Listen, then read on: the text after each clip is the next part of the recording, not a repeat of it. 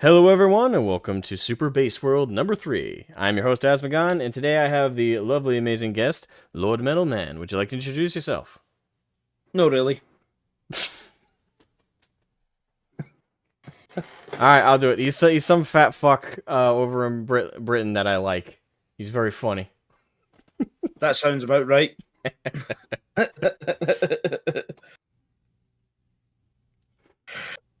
No, not really a lot to be said about me, guys. Lord Metalman. You may have seen me on Twitter, or if you are watching this, you probably are someone who's in the Legion. Essentially, the best thing I could describe myself as, I don't know, a community leader and some dickhead on Twitter. That's probably the best way to describe me. Yeah, a very significant community leader, I'd say, because in particular, Lord Metalman is the community head of the 40k community over on Twitter. That's not woke, which is a feat and a challenge, to say the very least. Like, you're over there way more often than I am. I regularly avoid Twitter, so you're constant. And the real challenge that I've seen, like, you and the Legion have to put up with over there is you guys are in the den of the shitheads, and you refuse to leave, which I'm proud of you guys for doing. And you just hold your ground, post about Warhammer, be hobbyists, and call out the bullshit when it's posted and stuff. So that's no Yeah, small thing. yeah, I guess that's the best description you could say of us. We kind of had a bit of a fight within the actual Warhammer community itself, especially on Twitter, because God, when we started back then, I mean, Twitter was still under the grasp, or well, it was before Elon came along and sort of like opened the gates to let everybody back in. But at the time, man, it was fucking brutal back then because literally at that point, I wasn't even like trying to be some great fucking community leader or anything. I was just a guy who was getting into fucking Warhammer tabletop because I'd been a fan of like the games and such for so fucking long, and we got into the lore quite a bit. So I thought, you know what, I'll delve into the actual the actual tabletop scene and see what it's like. And Twitter was literally like the first place I went to. And my fucking god, man, for the first like 6 months, it was sort of fine. You know what I mean? I mostly focused on hobby. I mostly focused on painting, getting all that sorted. And then after a while, I just started noticing as I got a wee bit more into Twitter, I'm using it more because I've had my Twitter account since 2014, right? And for about a good 6 years, I never used it. The main reason I had it was because I was going to do streaming. You know what I mean? Gaming streaming. And I remember watching some fucking video sometime. It said, yeah, one of the things you need in order to grow your community on streaming and all that is that you do need social media presence. Yeah, Which, that's a big thing they stress all the time, and sadly it is true. mm, Because if you really want to grow efficiently and mm, in any kind of timely manner, it is fun. As great as it would be to just be able to post like we're on YouTube. If I could just post videos and grow in a natural way, that'd be nice. But especially with all the competition, especially nowadays, you need other ways to bring in eyes rather than praying to the algorithm. yeah, I agree. Because, well, let's just be honest. Fucking Twitter is the town square of fucking, the internet these days. There used to be so many other bloody places, but Elon's actually turned that place into somewhat. What's the best word to use? Common ground.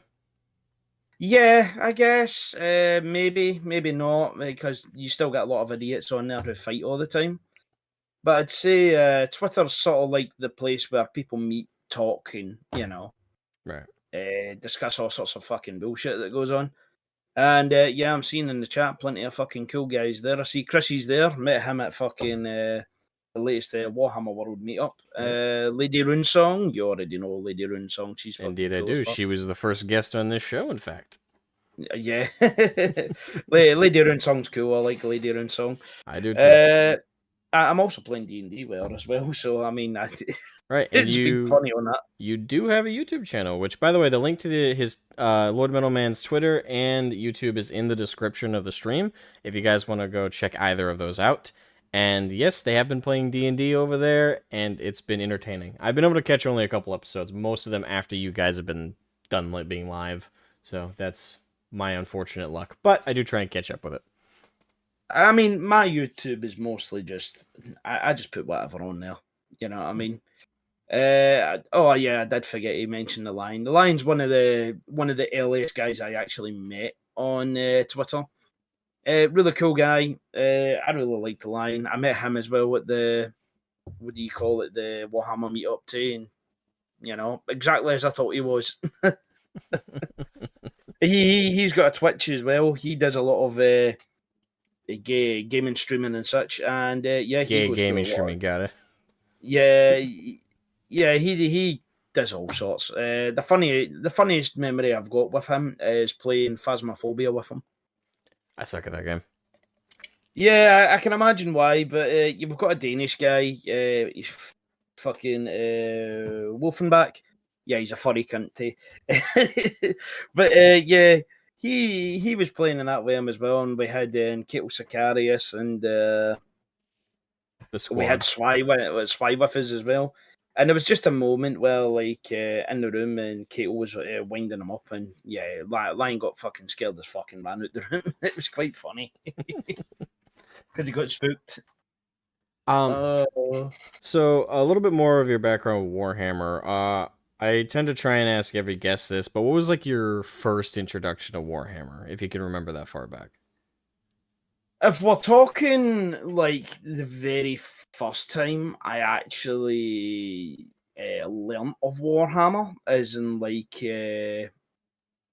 all the way back to, it'll be all the way back to Fire Warrior, essentially, the video game. Of And all that's like back introductions. to, yeah, that was way back in like the early 2000s. It was. I mean, like, I'd seen Warhammer, but I didn't know what Warhammer was at that time.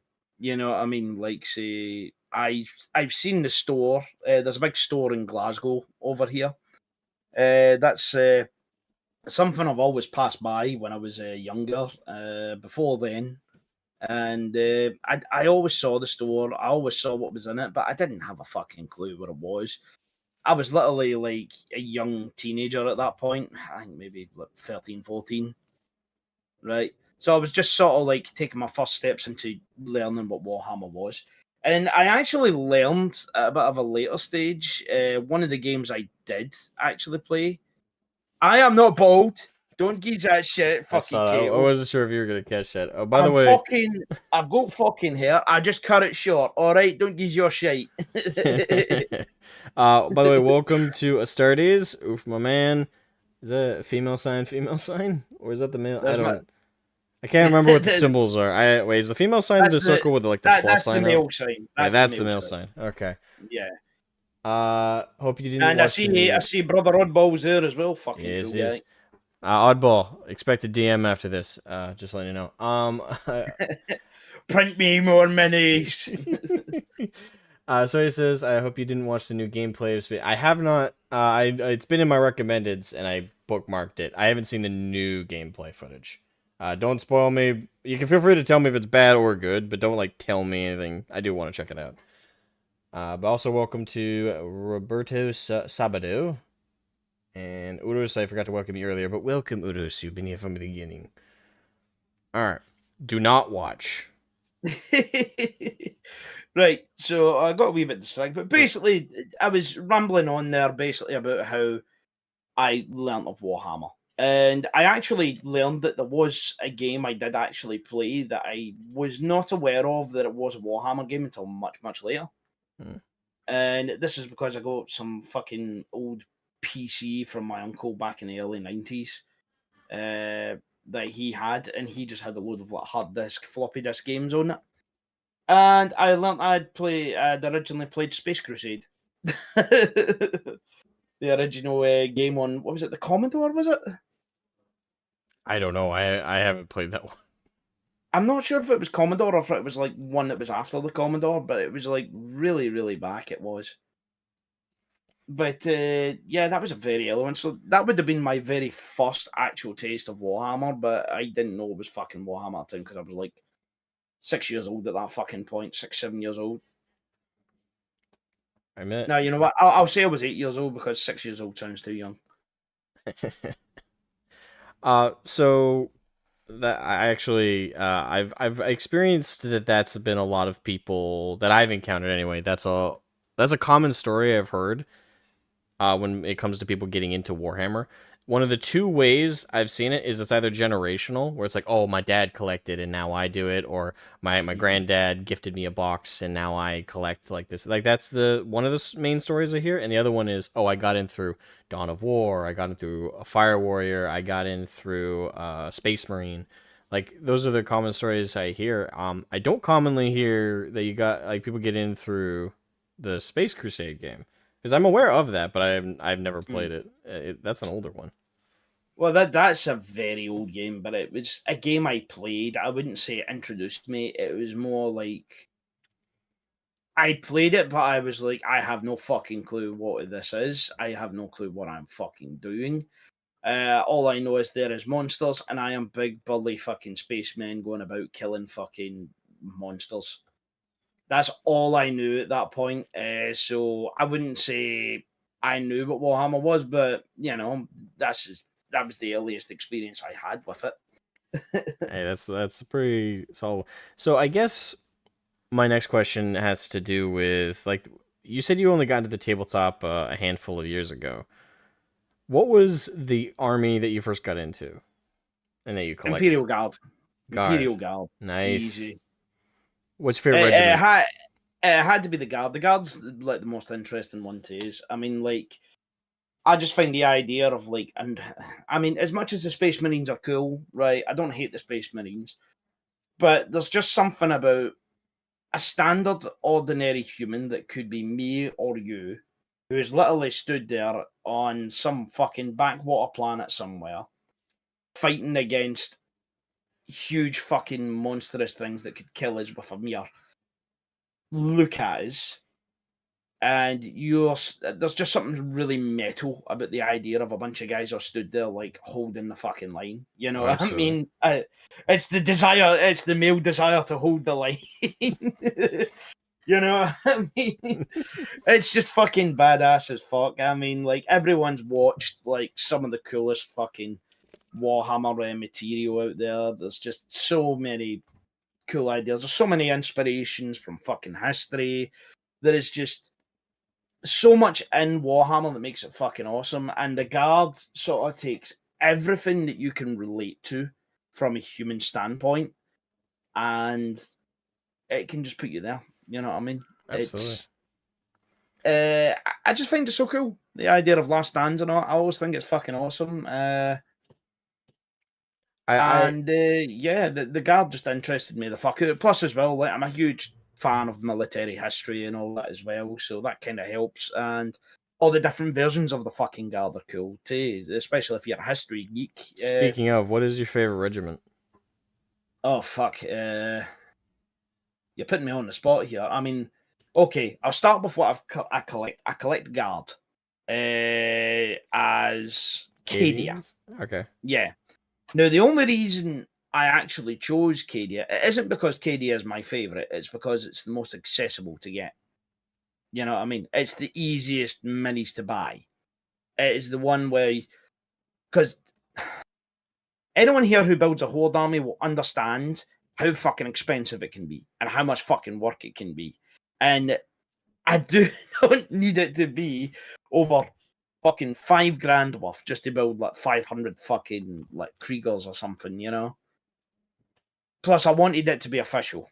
Right. That way, if I actually got really into it and I did tournaments and all that, I could go to a tournament with it. Did You know what I you? mean? Yeah. Did you take advantage of? I can't.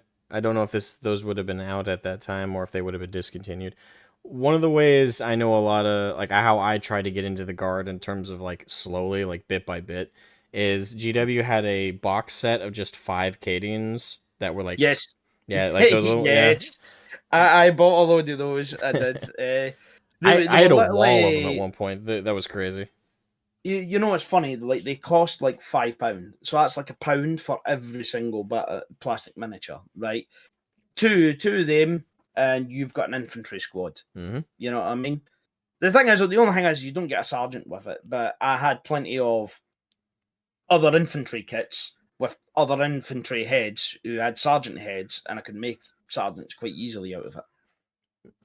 Yeah, they're So big money. Those were big money savers. I think they discontinued those box sets, didn't they? yeah, they did. Yeah. The thing is though, they were like one piece sort of like slot ins, right? And all you had to do was attach an arm with a las gun on it to the middle bit. In the chest, there'd be like a hole, and Yep. on the wrist sort of thing, there would be like a plastic dowel or spike sort of thing. And you just like put that in, and then you get it to attach to the shoulder and have the other hand connect with it. And boom, Bob's your uncle. You've just bulked up your fucking army with another 5 guardsmen. Easiest kit And in all of 40K. you could buy like 8 kits of it. Easiest kit to assemble. Oh yeah. You didn't even have to glue it, but I did. Yeah. I did it because I just wanted the dudes to be fucking, Yeah. Here in the it's perfect for me. U.S., that same box was $10 for 5 Cadians. That was still a steal. That was still a Yeah, steal here, but yeah, I the price gouging differences between like what you guys get in the UK versus the rest of the world is kind of scary. yeah, taxes, theft, and all that, man. You know what I mean? Mm-hmm. But I still got that's that. probably was one of the big things of it, the tax factor. Also importing of goods and all that jazz. Yeah. It's all fucking customs bullshit that I don't fully fucking understand. But I'm sure if I looked at something, I could understand it quite easily. It does And make it's good sense. reason. Yeah, like if here in the US, like that, the tax thing could definitely makes sense. Then you look at places like Australia or Sweden Mhm. where they get charged a ridiculous bloat of the cost. Yeah, And then it's yeah. like, yeah, Aussies get it the tax doesn't explain that price gouging. It bad. just comes off Yeah, like they're like, fuck you. yeah. I don't understand it with the Aussies, man. But I mean, they have such a massive fucking import cost. It's unreal. Yeah. It is cartoonish. I mean, if you've ever watched the Outer Circle, he's one of the Warhammer I have. YouTubers. Yep. Yeah, he regularly goes on about the actual industry itself. So he covers a lot of things from like he talks about Australia from time to time as well, and the costs he's got to cover and what would be better for it to do and all. He even covers like say how they actually make the plastic and all that because I believe he is actually a plastic specialist of some sort. I'm not entirely sure the actual job title he has, but it's something along that line. A plastician? Ugh. I Throwing don't I don't know. I don't really know. I don't really know, but he knows the trade. Right. Um so the next thing I'm gonna hit on, and that kind of, unless there's anything about like your background in Warhammer you'd like to bring up, My background in Warhammer, anything not other than really. like the army, like what actually lore wise, how much have you gotten into the lore? Right. I'll be honest. When it comes to the Horus Heresy, I've not actually read any of the Horus Heresy books yet. Right. Mm, I've not dived into that side, but I do know a lot of the lore of it. Right. And I think I have actually looked into like Peter Rabble's one as well. Peter Rabble's got an interesting sort of story in his book. I think he's actually one of the underestimated Primarchs, to be honest. he's a bitch. He is a bitch, yeah, but I do think he's got a bit of a more interesting arc than some of the other guys do. You know what I I'll mean? give him that. He actually has one, so he's doing better than like Angron, for example. Oh, I'm mad because Daddy wouldn't save my slave brothers. Yeah, That's pretty much Angron. yeah, he's the one note. He's one note as all hell. So yeah, I'll give you that Proto-Robo as an actual arc versus that. But I've probably pissed off a few people that anger and fire, but no, you don't understand. The Emperor was a dick. I don't know. I find most World Eaters fans, like, I collect World Eaters. I'm and with my World Eaters, my fandom is with the World Eaters themselves, and I think most World Eaters fans and players, the character, like the main character they attach to is not the Primarch, it's Karn. Mhm. Like everyone Yeah, attaches to Karn. Like I think yeah. everybody, yeah, Calm is really popular, but the other one that's because of probably memes and probably because of the arguments of, like, say, obviously all the woke arguments on fucking female characters and all that jazz. One of the ones that gets brought up is what's the name of the commander again of the ship that's there, the female commander. I can't remember her name. that is You know the one I'm on about. yeah, yeah, fuck. The one that chews out what is it, Karn and She also Angon shoots and a all World that. Eater in the freaking head. Crap. There we go. Imhotep's put it in the chat. Latara Latara Saren. Saren. Yep, thank you. That's the name. Yeah, she's fucking. She's kick ass, man. I mean, honestly, who doesn't love her? The following she's gotten over the last like 2 years, like that's the weird thing. That story has been in the community and like in the circulation for years, but I think I've noticed that the fan base like leaned into her only like in particular the last like 3 or 4 years. Like there was a sudden That shift towards her. I think it's just because like the yeah, content creators, for example, started talking about her a bit more, and people became aware of her. Whereas, like when her yeah, story first came out, less people were aware of her at the time. yeah. I'd say it was probably because of all the constant arguments as well. They kept on bringing out on it, where it was like, oh, we need female space marines Yeah, because there's no female characters, and the Chuds just hate females and all that. And it was like, that's not true. Lotara's a good fucking character. I mean, but that's one of them. I mean, there's plenty of fucking female characters I could point to, but most of oh them yeah, are probably going to be in the Ciaphas Cain books because I'm a massive Ciaphas Cain fan and a Guns Ghost fan, if you can't tell. I like a lot of guard lore, if you can't tell. crazy. I've also been reading the Eisenhorn series. Well, I finished the original trilogy. That's Xeno's what's it, is it Hereticus or something that is? I can't remember the actual fucking name of the other two books. It's fucking bad. I'm going to look them up now, that way I don't embarrass myself with the names. But yeah, I've been listening to them on audio book and all that, and fuck me, yeah, I guess you could call me a bit of a Dan Abnett fanboy, because I've read a lot of his stuff. I really like his stuff, and I like I a lot of really his like, older work. yeah, If you are a fanboy of his, I wouldn't look up any statements he's made in the last year to two. yeah, I am aware that some of his latest statements are a bit, Woke. But the thing is, though, see, when it comes to talking about the lore, he tends to be very on point and respectful of the lore. That's one thing I can get with, right? I don't care if he's woke, right? But if he's able to separate what he believes in terms of politics from the fictional stuff he's writing, then it's all good by me. Unlike fucking, some other ones we could fucking point and mention to, especially one with a particular mohawk. Yeah, the only one in particular, like the most, I will say the most recent book of his I've read, Dan Abnett's, which is The End and the Death, Volume 3.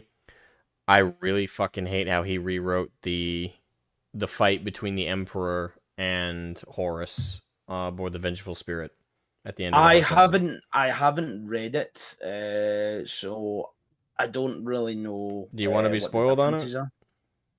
Uh, I mean, you could ask chat if they're happy with that. I'd be happy to. All right, I'd be chat. happy to listen to whatever you want to say about it. All right, one's in the chat if you guys are okay with spoilers, and two in the chat if you guys would like to not be spoiled. Yeah, Kate will just got it, and Imhotep just got it. All right, so 9 just got it. Okay. All I'm gonna say, this isn't well. I'd be impressed if you derived this as a spoiler, but actually, there's a lot of ones. Was the ones the no's or the yes? I can't remember. Just to repeat, chat. One's in the chat if you are okay with spoilers. Two's in the chat if you're not. And three's if you don't give a fuck about the rules.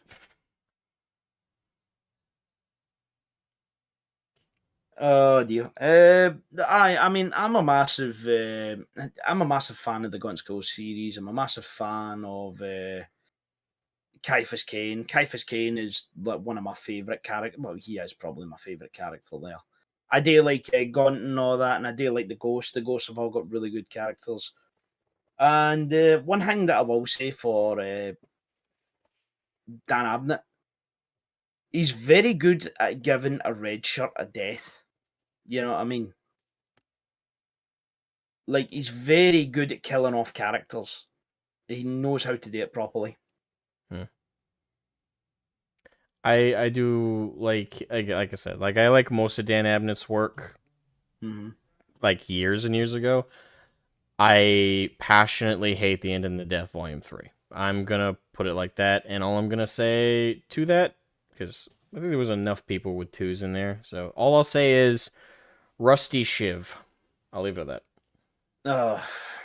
Sneak attack. Right. But as I was going to say that, like, yeah, like, okay, right. You've just brought up a good point. Yeah, Jurgen is female character. Shut up, Kato. Yeah, Jurgen is the best sidekick a hero of the Imperium could ask for. And no blasphemy on fucking Jurgen. But yeah, fucking what is it? When it comes to the Black Library, right? How many of the recent books have actually been like good? You know what I mean? Like blow you away thousands and all that sort of thing. None have been blow me away good. None that I can think of in the last 3 years. Yeah. Like that's me personally. A lot of people really liked what was that Gilliman focused one? Dark Rising or Dark Imperium, something like that. I can't remember what it was. But yeah, some of like the Ultramarine fans really like drooled over that. Personally, I first of all, I don't even think the book was good, period. But normally, like when there's a book I really despise or don't like, but people are praising it and loving on it, I can see why. It's like, okay, what is this thing that what was the jangling keys that people bought into? I can usually. Oh, I'm choppy. Yeah, I think the frame rate of it's gone a bit wonky. See if you stop streaming to me on Discord. That might fix it. Oh, Because all you need is my camera. There we go. That should be fine. That might fix your frame rate a little. All right, let me know if that caused it to jitter or something. And also as well, probably stop downloading the entire Disney collection. You know, that'll probably help you as well. And check if your Steam's on, because your Steam might have a big fucking patch drop on a game that you might have to be downloading right now and you forgot about it. Yeah, that actually is more likely. Nope, Steam is not downloading any patches. Okay. Oh well, so that's good then. Yeah, let me know if they're already saying it's better. Okay. But excellent. Yeah, with people liking a book I despise or don't like, or with a story I don't like, I've noticed that it's usually something like I can usually see the jangling keys. I can see what about it people buy into and fall for and fall in love with. And keep in mind, that's not me saying like I'm better than people or anything like that. That's just me saying like my tastes are different, and I can see the thing that I might have liked had it been a slightly other details that I was more obsessed about could have been more correct or more in line with what I like. And if that had been the case, those jangling keys would have worked for me too. But I normally can see what people like about it. With some of these recent books... was Dark Imperium the one where Cadia fell, or was that a different one? I don't know. Again, I might be mixing some books up in my head. Because I'm one of those ones. I think the Fall of Cadia was a bit of a... it felt like a cheap, let's attempt to get Abaddon actually appear menacing and good. You know what I mean? Like, he's actually doing his job. It was to try and wipe away that whole unsuccessful 13 Crusades thing. Or 12 Crusades, isn't it? It's 12 Crusades he failed before that.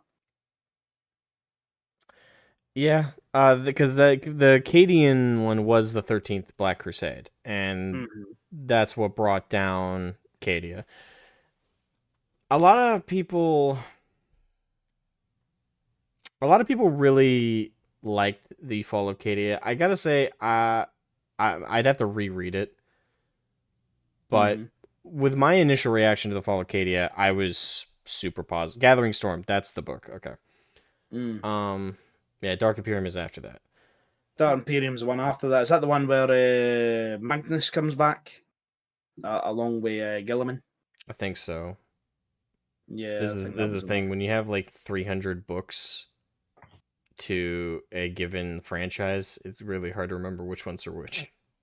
Yeah, I know. I can't remember them all off the top of my head. I mean, like, I will say if anyone just trying to. wants, yeah, if anyone wants some book recommendations, it's not necessarily directly related to what we're talking about here, but the best Horus Heresy book, period, is Flight of the Eisenstein, and especially if you've read Horus Rising and I think it's Galaxy in Flames.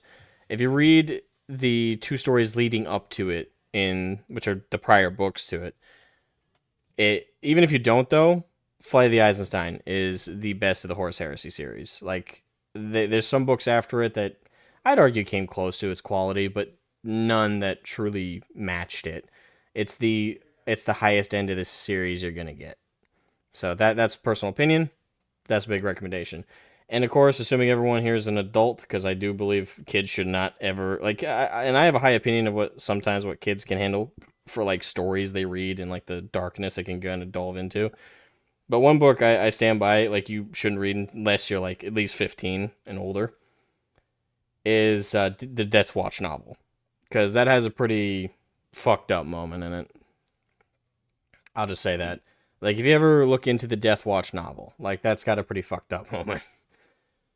But I can imagine it is Death Watch after all. yeah, it's I won't spoil it at all. But yeah,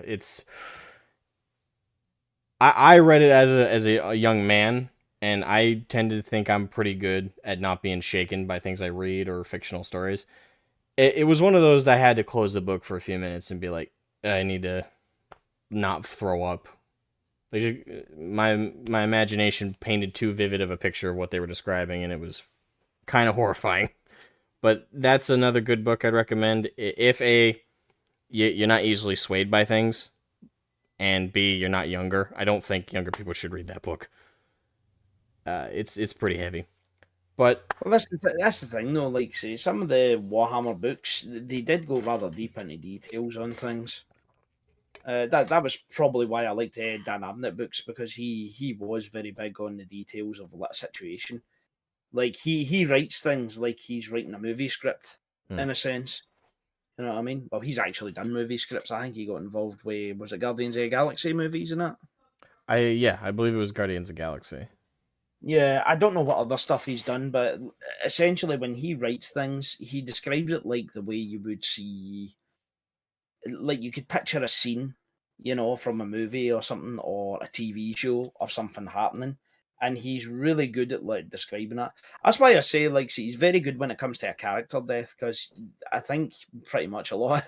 I don't know how many characters actually die in his books. Like some of the random guys, he'll just drop a name, and then at some point later, in like say the Gaunt's Ghost books, for instance, they appear in like the later ones as a main character. Like, they'll be in the first book, his name will be dropped there, and then it will be much later. So, I that was that. As I said, I'm a fanboy of that sort of stuff. What else as well? I've been reading. I was reading that Mark of Faith one. That was the Sister of Battle one. Good, but I have that. I have that one. I have that one. Hold on. Let's see if I can take it down without destroying my light. The book's all right, but the thing is, though, I've been listening to the audiobook. The audiobook's a wee bit, you know what I mean? Yeah, Lacks a bit of energy, but the story itself is all right. It's essentially about a sister that's been chosen to get, was it a relic or something? There's a shield, isn't it, of but this is the Death Saint. Watch novel I was talking about, written by Steve Parker. Again, What's that? this is the Death Watch novel. It's gonna be on Oh, stream. yeah, yeah. Yeah, it's a bit of, and I also held up the Mark of Faith book because I have that on paperback. All right, cool. All of mine are on audio. Was it Audible? Isn't it? Because Audible was constantly. Yeah, that's the one.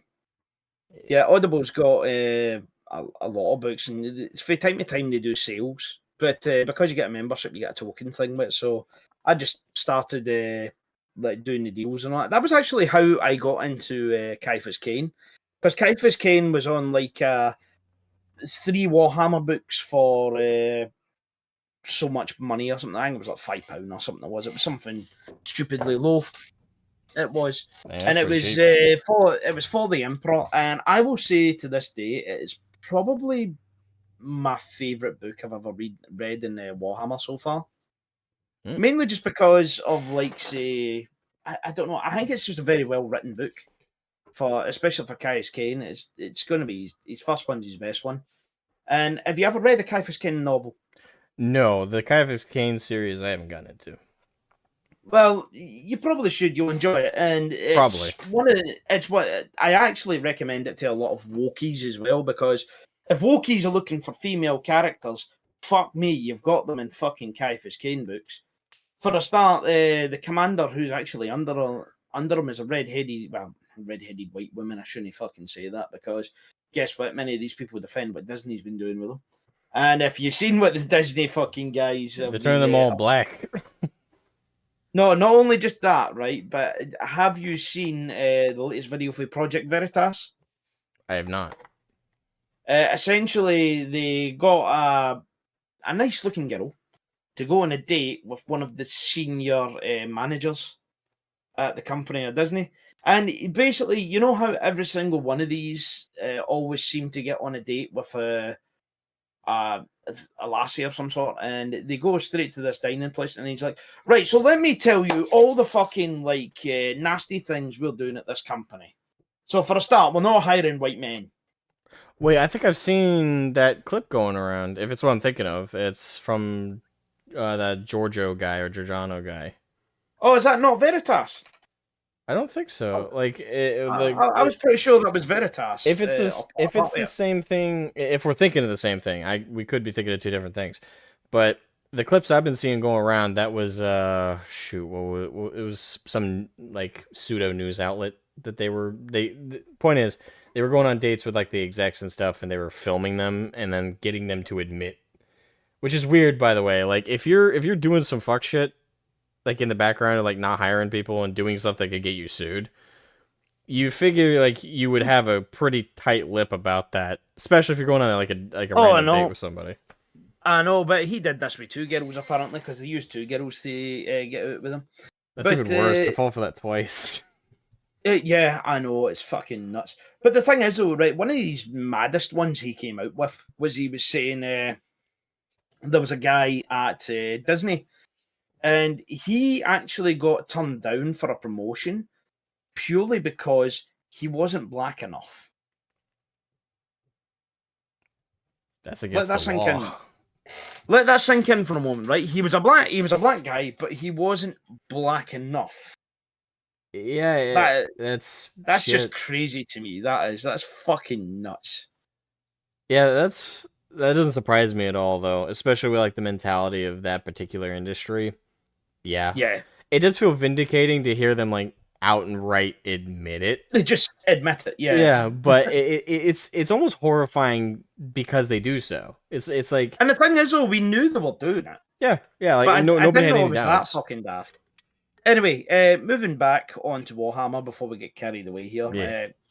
Yeah. Essentially, when it comes to female characters on Ciaphas Cain, there is fucking plenty of them, and they're all quite cool. There's actually one of them that's like his number one fangirl. You know what I mean? Comes on Lieutenant Sula. She is now. The story is told from the perspective of the Inquisitor, essentially going through all of Ciaphas Cain's memoirs and putting it all into an order so you get the story of his adventures, right? Now, one of the ones that keeps popping up on it is Lieutenant Sula. However, when she pops up on it from the Inquisitor's view to give context to things, she's introduced as like a very high-ranking general, right? Who had a very successful career, and she was just completely inspired by Ciaphas Cain's bravery. And she actually became a very, very effective leader on it. and she just keeps doing badass things on it. And every time she does it, Ciaphas Cain just has this sort of like, oh, she went and did that, and that fucking stupid thing. Oh, fucking hell. I hope she didn't get anyone killed while she was doing it and all that sort of thing. You know what I mean? It's like this sort of like dismissal of her, just seeing her as a bit of a reckless cunt. That's true love right there. Who's going to fuck up a situation. But every time she did something, she pulled off something really miraculous and amazing. And essentially, if she was a character that you wanted to put up as like a very good female character in Warhammer, she is that type of person. She is a very honourable, like, action hero type character and a badass, essentially. It's just Kane's sort of dismissive of her because whenever he sees her, it's like, oh, fucking, I want to deal with this pain in the ass, you know? Yeah, that definitely encourages me to read those books in particular then, because that sounds like a fun dynamic. Well, the very first, I think it's the very first chapter it comes up as. Very first chapter of Ciaphas Cain, right, of For the Emperor, right? Not to spoil too much, right, but to give you the sort of idea, he's a guy who's got a lot of fame at this point because he's gotten a lot of fame for doing things. Jurgen's with him at this time, and he's actually, it starts off with him at the Scholar Progenium, or at least one of the Scholar Progenium planets. I can't remember the actual name of the fucking planet he's on at the time. There's actually stories on that planet. But essentially, he gets to this sort of point of like, some general's going to try and send me on some fucking suicide mission and go do all these things because I'm Ciaphas Cain, the hero. So to get out of this sort of idea of sat here doing paperwork all the time and shit, I'm going to get put back into a regiment. Right? So he gets himself put back into a regiment, right? And he goes, just give me the first fucking thing that comes up, right? And the first thing that comes up for him is he ends up going to a regiment that's basically, it's two Valhallan regiments, it is, that have basically both suffered massive casualties from their last campaigns, it was. And it was essentially fighting the Tyranids, it was. Surprised any of them survived at all if they were fighting Tyranids. Aye. No, he even goes into the idea, because he's very good at like talking about like how incompetent like the administratum can be and all that, and their ideas and how stupid they can be and all that. But essentially, he goes to what's called a scratch regiment. That's two regiments that have been utterly fucked up in battle and have been stuck together to make a single regiment. They've been merged, right? Now, the problem is, where in the very first chapter of the book, is that, well, it's actually a problem for a bit until he solves that problem. But essentially, the problem is that one regiment is like a regiment with a lot of prestige. They've been in so many fucking battles. They're a fucking frontline shock troopers, kick-ass fucking infantry regiment, right? And the other one is a logistics regiment, right? A backline garrison sort of fucking thing. Yeah, essentially. Their planet got attacked, and they're the ones that held out and won the day. So they've been tested in battle as well. They aren't like rookies, you know what I mean? But they have suffered a lot of casualties. It also happens to be the regiment with all the women in it. It's like a full female regiment, you know what I mean? And that gets merged with the shock trooper ones to make a single fucking unit. And you can imagine egos flare and both sides fucking let, you know, are fucking angry about this situation. And yeah, it's basically disorder. And Ciaphas Cain is the guy who's got to sort it out. Now, to make matters worse, is that the commander of this new regiment is one for the female one. That's Colonel Castine, who's a really kick-ass female character. She ended up beating her second in command, who was the guy who was in charge of the male regiment, right?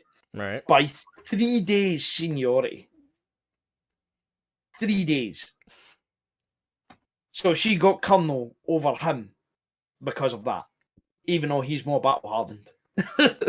I can imagine that would throw in a bit of a monkey wrench. Yeah, so obviously they two hate each other as well, and Kane's the whole like first chapter or two is essentially getting this this whole thing sorted. On top of that, a riot happens in the mess hall. on a ship. They're on a ship, they are, and I don't even need to essentially... get the book. I'll just sit here and listen to the full story. So the regiment has it that there's a big... The regiment's in such a fucking thing. Ciaphas Cain's going through his... La, la, la, la, la, la, I'm going through the fucking hallway. Next thing you know, there's a bunch of, like, naval riot troops going towards the mess hall. And it's like, oh, what's going on here? And all that sort of thing.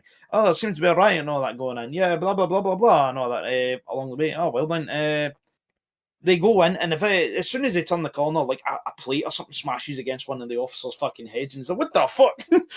Now you look inside, and it's like they're all just having a big fucking barney fighting each other. There's like two in the middle that are like the two prominent ones, both sergeants from each side, each regiment, and the two of them are just kicking the shit out of each other in the fight. And then next thing you know is the riot troops go in, the riot troops get fucked up because they all turn on them. And then it gets to the moment with Cain. This has to deal with it because Cain's there watching the whole fucking thing. Plates are smashing, people are beating the shit out of each other. Then the riot cops are getting fucking the shit kicked out of them. And then he basically turns around and goes, right, well, I'm just going to try and sneak out of this situation towards the door. No one's going to notice me, and I'll just He wait let for it go? reinforcements. He was sneaking out to go to the door, right, to get the reinforcements. It was right. He was going to sit there and go like, right, there's the reinforcements. Let's walk in now and all that to look brilliant and all that. But as he was starting to sneak away, right, one of the provosts get up just in time to go, Commissar, help us! So because of that, like the entire room stops like a thundercrack, and they all turn and look at him, and he's just sat there like, oh fuck, right. I take another step towards that door, I'm a dead man. So what does he do? He takes the initiative, he steps forward. He does, and makes it look like he's just entered the room. And he ends and he says to he turns on and he ends up just looking at everyone in the room, and he points to a random trooper and he just goes, you, get a broom. And they all just stop and they all look at each other and they're like, It's like, that's no request. This fucking mess hall's an absolute mess. You're going to clean it up. And then he just pointed out another fucking couple of other troopers. He made sure to get even amounts for each side, so 2 women, 2 males and all that. Mops, buckets, now. On the double! And then they all fucking... as he was saying all this, they were all looking at each other going, oh shit, we fucked this place up. Fucking things got well out of hand here because... Literally, a couple of the provosts actually got killed. Not gonna lie, hearing you narrate this with your accent, being Scottish, makes it all the more glorious. It's fucking brilliant. I love Ciaphas Cain books. But yeah, like that scene alone is just brilliant because it's like he uses authority to win that sort of day. It's like in that situation, that room was just filled with really angry guardsmen that were ready to kill anyone and everyone in that fucking room. And he just walks forward and he does a charisma check. Yeah, basically, in that 20's a charisma check. Can't always stumble his dick first into glory. Hey, that's the best way to stumble into it. Yeah, essentially, man, fucking Ciaphas Cain is brilliant, and that is just an example of like what it's like. But see, when the reinforcements come, with like Colonel Castine and all that, and then they see that he's not only stopped the riot, he's got them all cleaning up and getting the wounded up and taking them away. And then a wee provost who's getting taken away goes, he just fucking stood there and told them all off and all that. And then it was bloody brilliant. So it is actually really, really amazing. His character, I love it, and he gets into all sorts of impossible situations, but they don't like overdo it. They never let go into territory where it's like impossible for him. It's always like he gets really lucky. You know what I mean? Right. Like, it's never a case of like he just stands there and he takes it and he's like, and fucking smash. You know, it's like he does something to delay enough time to get help. And usually, I think for the first few books, Jurgen, his aide, who is one of the best side characters ever in a fucking Warhammer story, he always usually saves him with his melter gun because that's his favourite weapon. Which I can't blame him for. I mean, the metal gun's fucking awesome. It's the anti-armor weapon. I'm gonna see if I can get those on paperback or hardback. Because I those deeply sounded like they'd be. recommend them, mate. Yeah, they sound like they'd be a lot of, especially with my personality. Yeah, they're deeply entertaining, especially like if you like. What he's actually based on is Flashman books, which is like Napoleonic war sort of books, and it's very comedic as well. It's about a very comedic character who sort of gets into situations kind of like Cain himself, and manages to get through it with the skin of his teeth and look good at the end of it.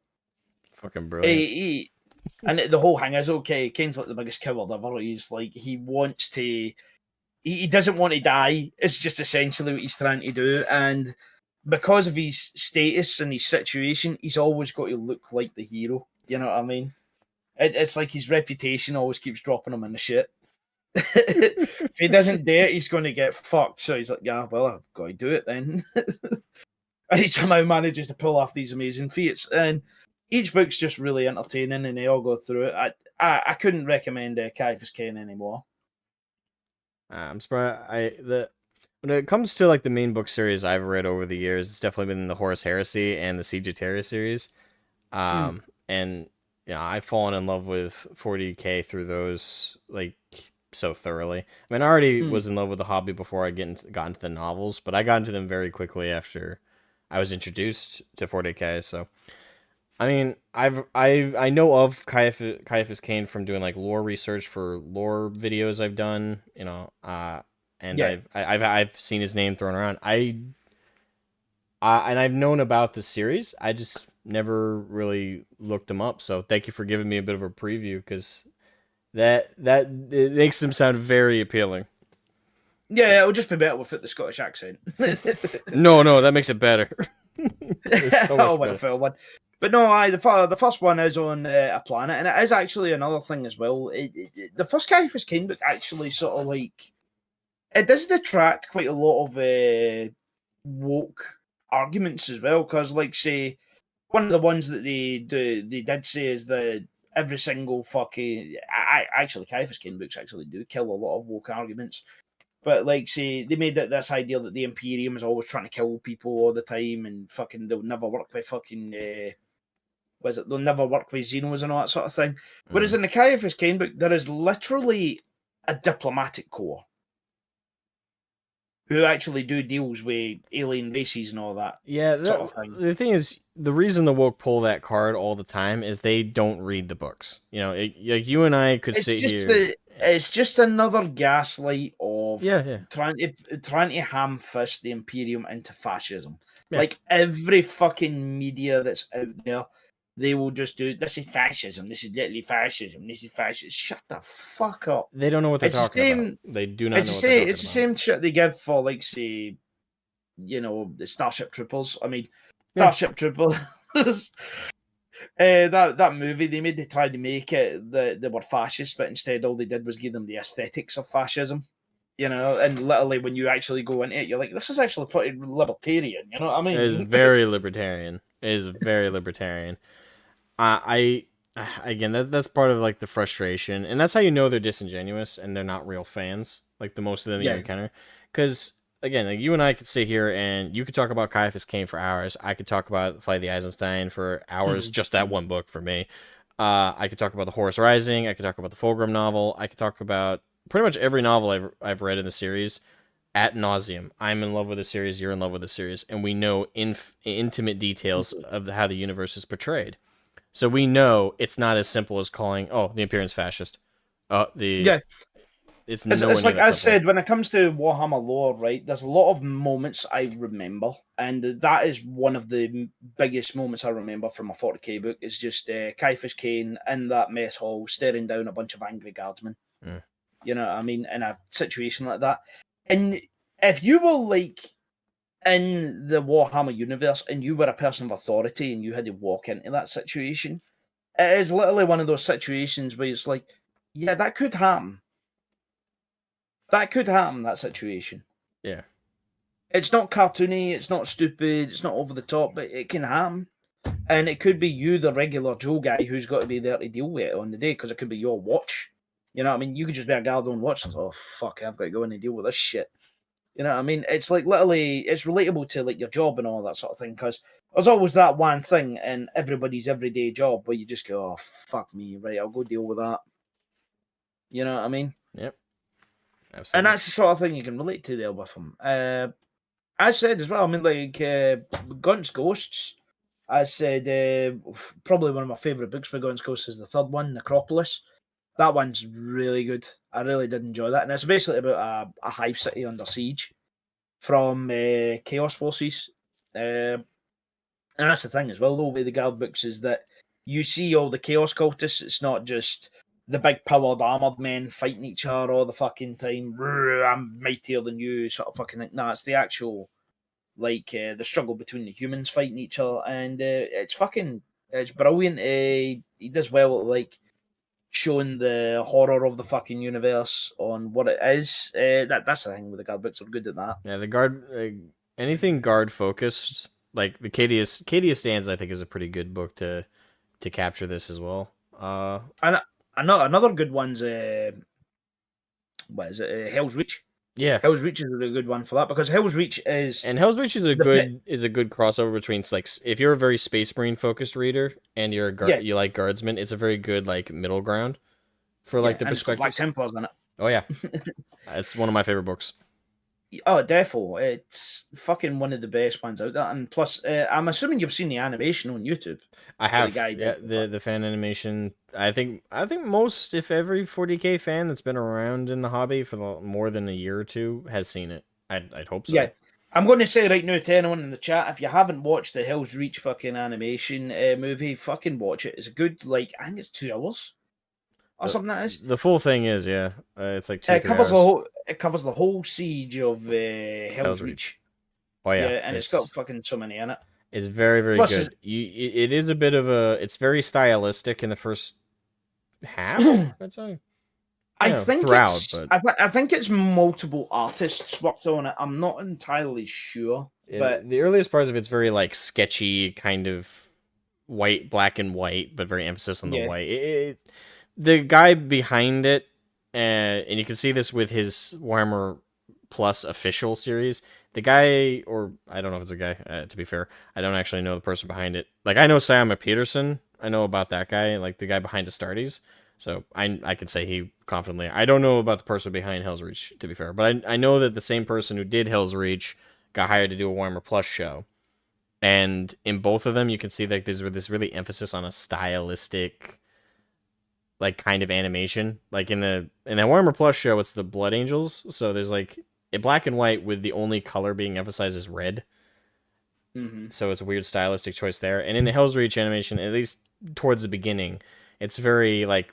When I say sketchy, I mean like literally it looks like pen and paper sketchy animation with like everything kind of dulled out. It's very white and it can be a bit off-putting. Yeah, but pen and ink sort of style. that kind of thing. It can be a bit off-putting, but just move through that and you'll get used to it within a few minutes. Unless as it goes on, the animation does get better. Yeah, it clears up and it gets better. I don't think there was a moment in Hell's Reach I didn't enjoy. There is a lot of like slow, quite awkward moments, but I think that just sort of adds to the tensity of it all. Plus, as well, I mean, like it's one of the few fucking stories that actually makes orcs out to be actually pretty terrifying. Yeah, like we tend to think of orcs as very comedic, bumbling. In the wide scale, they are comedic, bumbling goofballs. But you know, I can't remember what book it is. But I know that there's a particular novel. It might be from one of the ones I don't like, which is why I can't remember the book name. But this description, at the very least, if it is in one of the books I don't like, there is a particular segment where Space Marines are traveling through an area taken over by orcs, and they arrive at what's essentially a human farm, and all the humans inside of it have been completely tortured and deprived of light, so they're all blind, pale, and they're basically like cattle. Like they have no consciousness or human like reactions anymore. They've been this is like an orc run. Yeah, and orcs did this. These were done by orcs. They shoved them underground, deprived them of light, And when the Space Marines opened it up, humans inside just instinctively opened their mouths waiting for food. They had been trained like fish in a Fucking bucket hell. that when that chamber opens, they're about to be fed by the orcs. It's a really horrifying segment, and for me, it's a great. If you're looking to understand like why orcs would be scary in 40k, because again, people and I tend to get lost in this as well sometimes as a fan, but I understand there's there's the wide view of the orcs, and then there's like the actual orcs in terms of how they behave in the lore, and they're Yeah. very, very different. They are bumbling, cartoonish fools, wide scale, especially from a meta view. But if you're in universe, they are horrifying monsters. Like they do most of the time just kill you, but they take slaves and they do eat you. They use your teeth. This is more of a joke, but they use your teeth as pennies, and they do horrible things to people. So this is one of the few times it really shows orcs to be a terrifying foe in 40k, because a lot of people tend to think of them as the better foe to fight. It's like, oh, if you go up against orcs, they'll just kill you. Not necessarily. They'll kill you if you're a combatant. If you're not a combatant, you're a tool. Your currency in some form. So I think the only thing they respect is strength, but even then, I mean, like half the time, trying to understand the mind of an orc is impossible. It kind of is impossible. There's only really like I think it's certain types that will actually be friendly with you, and when I mean friendly, I mean usually it's they're a mercenary. And is that the bloody axes or something? Blood axes. They're now technically speaking, all the clans have the ability to team up with humans or anyone else really. Free Buddhas and blood axes, those both of them work with humans in the Imperium all the time. Like they're the ones that get hired as mercenaries the most. Neither of them like humans. I think that's like a misconception sometimes when we talk about like that, because I think sometimes when we talk about it, some people simplify the blood axes and the free Buddhas to, oh, they're the orcs that like people. They don't. Yeah. Like all orcs hate humies, but they like to fight us. So it's we're fun to fight. And I think it's just is it the bloody axes or the freebooters or whatever it is? Both. I think it's just like really if there's money to be made, they'll go with it. Yeah, they'll go with it. If you've got something that interests them, they'll work with you. Yeah, the blood axes in particular, all you got to do to buy them in is offer them a huge barrel of Catachan knives. That's it. They'll go and fight a whole war for those.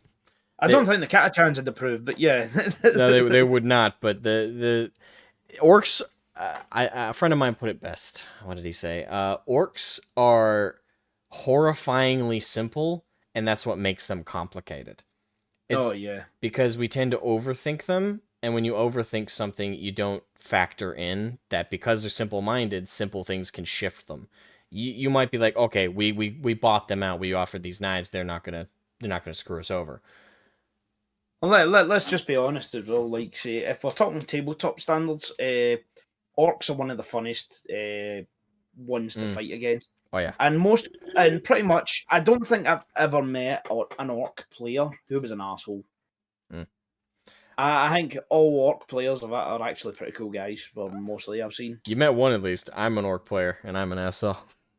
Yeah, you're an asshole, but you're not an asshole on the table, are you? No, absolutely not. I don't bring any of like the stuff I talk about on YouTube. I'll like if someone else brings up like something at the table, like they're like, oh yeah, what do you guys think of female custodians? I'll be short and honest. I'll be like, hey, I hate them. Terrible inclusion. And if they, right. I was just going to say, right, if I could get a set of them, right, I would get. Well, then again, my brother's got orcs and all that sort of thing. But the thing I'd want as a guard player is I'd want Praetorian Guard, and if I could get like, see if GW did this, and see if GW did this and was actually smart about it, they did like certain boxes that were just like Imperial Guard versus whatever type battles, famous Imperial Guard battles. just imagine something like, say, as said, the Praetorian Guard one I just mentioned there. You'd have them versus the orcs, the Battle of Orcs Drift. You know what I mean? And then Yeah. have like tribal savage orcs there as well as part of it. I think that'd be a pretty good one. You could get stuff like, say, well, Snake if you bites. wanted I think that'd be Clan B.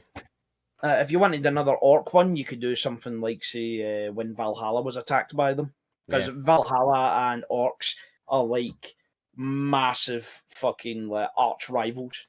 They absolutely hate each other. Their nemesis is the orcs. Like I think the Valhallan regiment as well knows pretty much like 99.9% of all orc biology sort of thing. That way they know the best place to shoot them to cause pain and all that. Another good one could be the invasion of what is it, the Maldians planet. I can't remember the. I think it's Morty and Maldia. Iron Guard. Yeah, the Maldian Iron Guard. They're actually famous because they're actually one of the only ones that's managed to hold off a chaos invasion on that planet. Oh yeah, There was there was a chaos invasion on that planet, and they managed to hold it off long enough to make the demon portal collapse. And then when that happened, all the chaos space marines were over them were like, "Oh well, that's us. Time for us to go. Bye bye." And then left all the wee chaos cultists. Go, no, come back! Bang, bang, bang, bang. The fucking Maldians kicked their fucking ass. I like Maldians, and Morty's if you're after a YouTuber, look for Maldian Glory. He's Oh, yeah. very much like your Imperial Guard guy. He's the guard YouTuber. If you are big into guard, Morty and Glory. Yeah, he knows better than anyone else. Absolutely. I love that guy to death. And if you've ever been on any of his streams, so much fun. Yeah, fucking, he's just a lad. That's the thing. Oh yeah. He's an English lad down south, and yeah, I believe he's English, isn't he? He's no some weird form of Welsh or something. No, I'm sure he's English. He's English. Yeah. So yeah, he's a mass fun, and he keeps up with all the tournament stuff and all that as well. Like, say, what is it? He ended up taking something like 360 fucking infantry units to a fucking tournament or something. That was. I know he had like a cartoonish list. That's from a. If I'm remembering the list correctly, it was hyper infantry focused. I can't remember if he brought any artillery. I think he did though, because I did. Yeah, essentially his whole thing was like, right, you can kill my units, but can you kill them quick enough? That was the challenge. Can you kill them quick enough to stop me having all the objectives?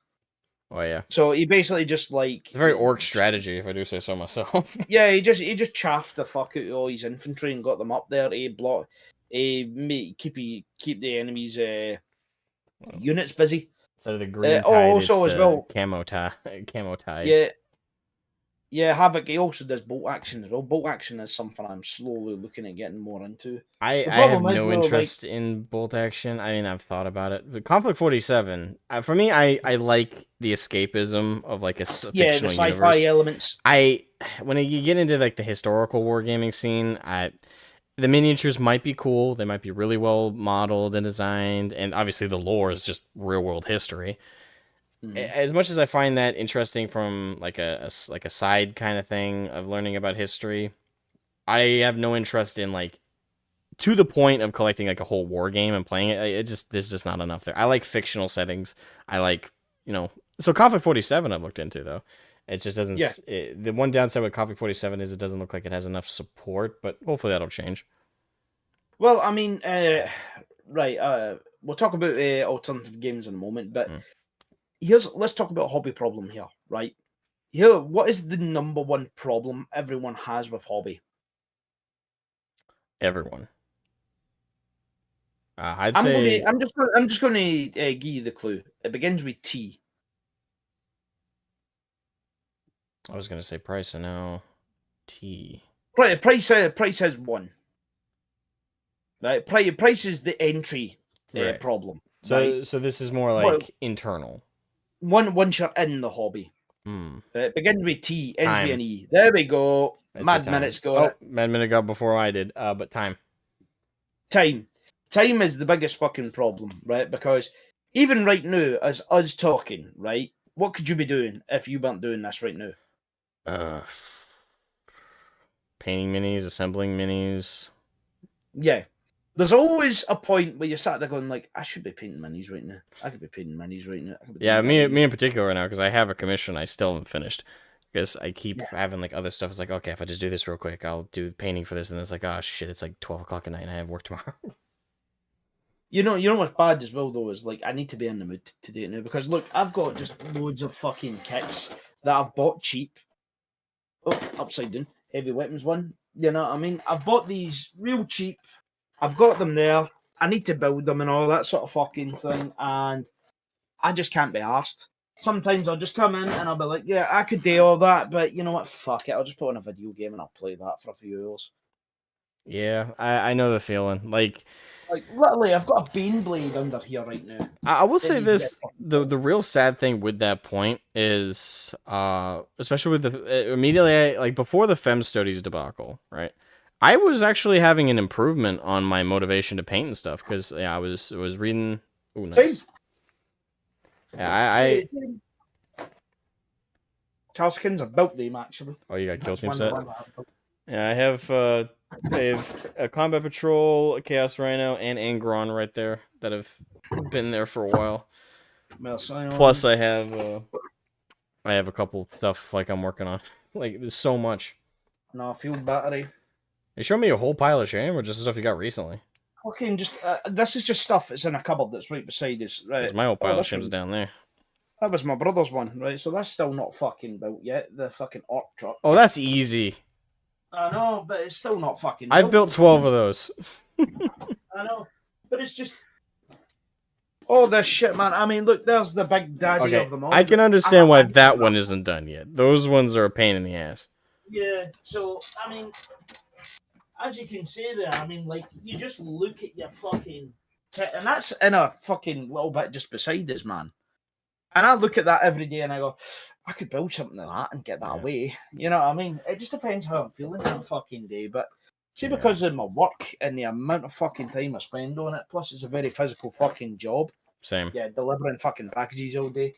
But it's not like little fucking packages. It's like big boxes of A4 paper and all that sort of fucking thing. We've been getting a lot of deliveries of the like I'm a custodian for those who don't know, and where I work we've been because of summertime, and none of the I'm a custodian at a school, and none of the kids are there for summertime. So while they're not there, we have to do all of the major stuff. And I told them a little bit on this before we even started today. Right now, what we're doing is we're grinding the floors. Which kicks up like what we're grinding off of the floors is a combination of all the muck and mess that is like plastered on top of the wax. We're also grinding off all of like the imperfections, like if the kids like stabbed the tiles and stuff, or if the desk just simply pushed into the wax. Anything that caused any kind of damage, we have to completely grind it off with these big machines. That kicks up a lot of dust and stuff. It's a lot of heavy machinery, and we have about 12. We have not including the offices in the school. And in the admin office we have to do. We have, just in the middle school, we have, I think, 14 rooms, which, these are big classrooms. Like, these are meant to fit, like, 30 kids plus the teacher. And plus storage, like, for stuff for the teacher to, like, hand out for, like, paperwork and stuff. So we have 14 of those rooms, plus some smaller offices, and then we have the elementary school, which we also have to do, and then the high school. And the elementary school is going to be the easiest one. That's only 9 rooms. And then the high school is going to be the biggest one. That's 28 rooms. It's the biggest building. So you've got a lot of work on your hands, basically. We have the rest of this month. We have next month, and then we have the first half of August. Yeah, that's all we have to do all that. And then see when you're done one of those days, and you've had one of those days where you get home finally after a long day of fucking working. And you fucking you do that walk up to your room to fucking take your uniform off. And as you're doing it, slowly as you're doing it, just taking the uniform off, you look down and you see that pile just lying there. And it sits there and it taunts you every fucking day. And you're like, I should do that. And then next thing you know, you go, but I'm going to lie down on this bed for a couple of moments. And next thing you know, it's 4 hours later. Yep. That is 100% me. And then on top of it, again with like the Slowly showering like that. yeah, Head it's down. just you defeated. Oh god, I know that for sure. And that the thing is with that was like before like the fem study stuff. Like again, things like that put a bad taste in your mouth. On top of it, like I was able to get my motivation up before the fem Mhm. study stuff, despite how like physically exhausting my job is. And I was like, okay, I'm tired, but if I sit down, I just lean back and I paint for a bit, I'll be fine. But because on top of the physical exhaustion and just being mentally drained normally, now there's the whole okay, as you're painting, you're thinking about the lore, you're thinking about like stuff that you love about the hobby. You know, like oh, you think about the lore of the character, or maybe you put on an audiobook. But what's now a little monkey wrench in that? Yeah. Now I start thinking, oh, this is like I really have enjoying painting this miniature. Oh right, the custodian's got vaginas now for no good Yeah. reason. Oh well, I really Yeah, like. that's killed a lot of Uh, motivation. Like yeah, plenty of people I've spoke to, they they absolutely hate it. It's like you can't really get hype for anything anymore. yeah, because then it's the question of okay, they changed the custodies. Wait, what about this other thing I really like? When are they going to change that? Because there's enough demand from a vocal minority of psycho politically ideologues. Like, when's Yeah. that going to change? When's that going to change? When's that going to And change? and the worst part is the GW did this at the worst bloody moment. It's like literally wokeness is dying right now. I mean, like Oh yeah, I said, I mean, like right now it's election year. I hate to say it, you know. I mean, I hate to bring it up, but politics and culture, they kind of like have a link. yep. And when you look, I mean, the European elections have just happened, right? With the European elections, they all voted right wing, right? Lefties are scared by this, and lefties are all fucking, and obviously wokeness comes from the left, Mm-hmm. right? That says a lot, right? And with the way entertainment's been as well, especially with like say all the every single fucking like media you can think of, like even just looking behind me there as well, like, I've got Star Wars right there, right? Star Wars. I mean, right now, have you seen the latest fucking thing with Acolyte? I've actually been reviewing the series. I have two of those up, by the way, if anyone wants to watch those. But I have two. I've seen the first two episodes, and I just recorded watching the third one this Oh morning. god, It's bad. It's yeah, really fucking bad. yeah. Like I've even got like Marvel things there, and I've got Batman and all that there as well. Fucking Punisher, one of my favorite fucking characters. What they've done to him, man. I mean, Jesus Christ. Like almost every bit of fucking pop culture I can think of off the top of my head has been Violated. touched by violated by the wokes, and they have left such a fucking bad imprint on it. I mean, hell, I see you're wearing a Ripperverse shirt on. Yep. You know what I mean? I'm assuming you've read Ice. What's it like? I really like it. I have the first two issues. I think there's only two Mhm. out so far, unless I missed the announcement of the third. But I really like ISOM. Like I will say, like people like a lot of like like comic reviewers came out and said it was like subpar, really bad, or very. None of them have read it. None of them have read it. I've been collecting Yeah, comics since I was a little kid. I have hundreds and hundreds of issues of comics.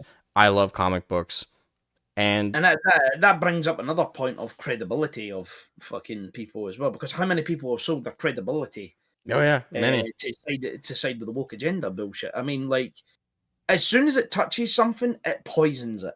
Oh And the yeah, fact that GW decided, hey, you know, it'd be a great time today, jump on that thing that makes companies lose a lot of money. And it doesn't make sense because we like money. yeah, it's completely senseless. And I've read both issues of ISOM so far, and the biggest complaint I have, and it's really with the first issue. The second issue improved upon it, I think, but it's Mhm. derivative. Like that's the worst I have to say about it. And honestly, it's derivative of the old stuff, like the good comic Yeah. era.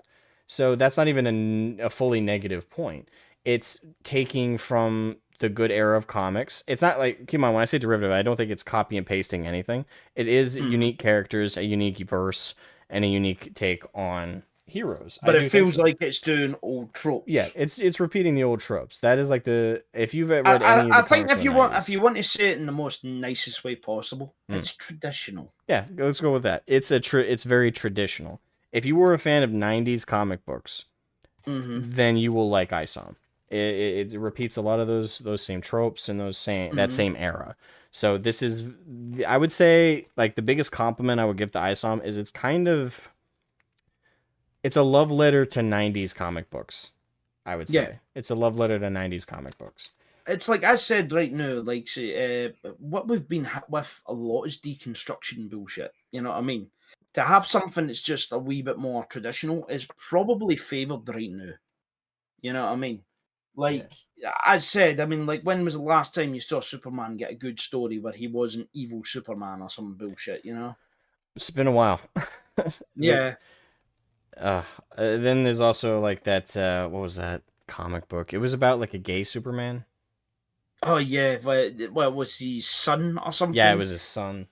And he had some purple-haired fucking Japanese guy as his boyfriend.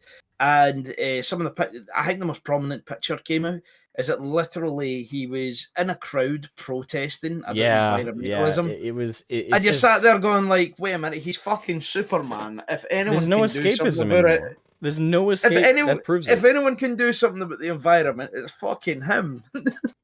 It sucks. Like there's just no escapism. Like whatever woke touches, like if it invades the minds and the staffing of like people behind all of our creative media, it shows that they cannot escape from reality. Like Oh, all of entertainment is I, based on I'm escapism and breaking away I'm from it. currently watching.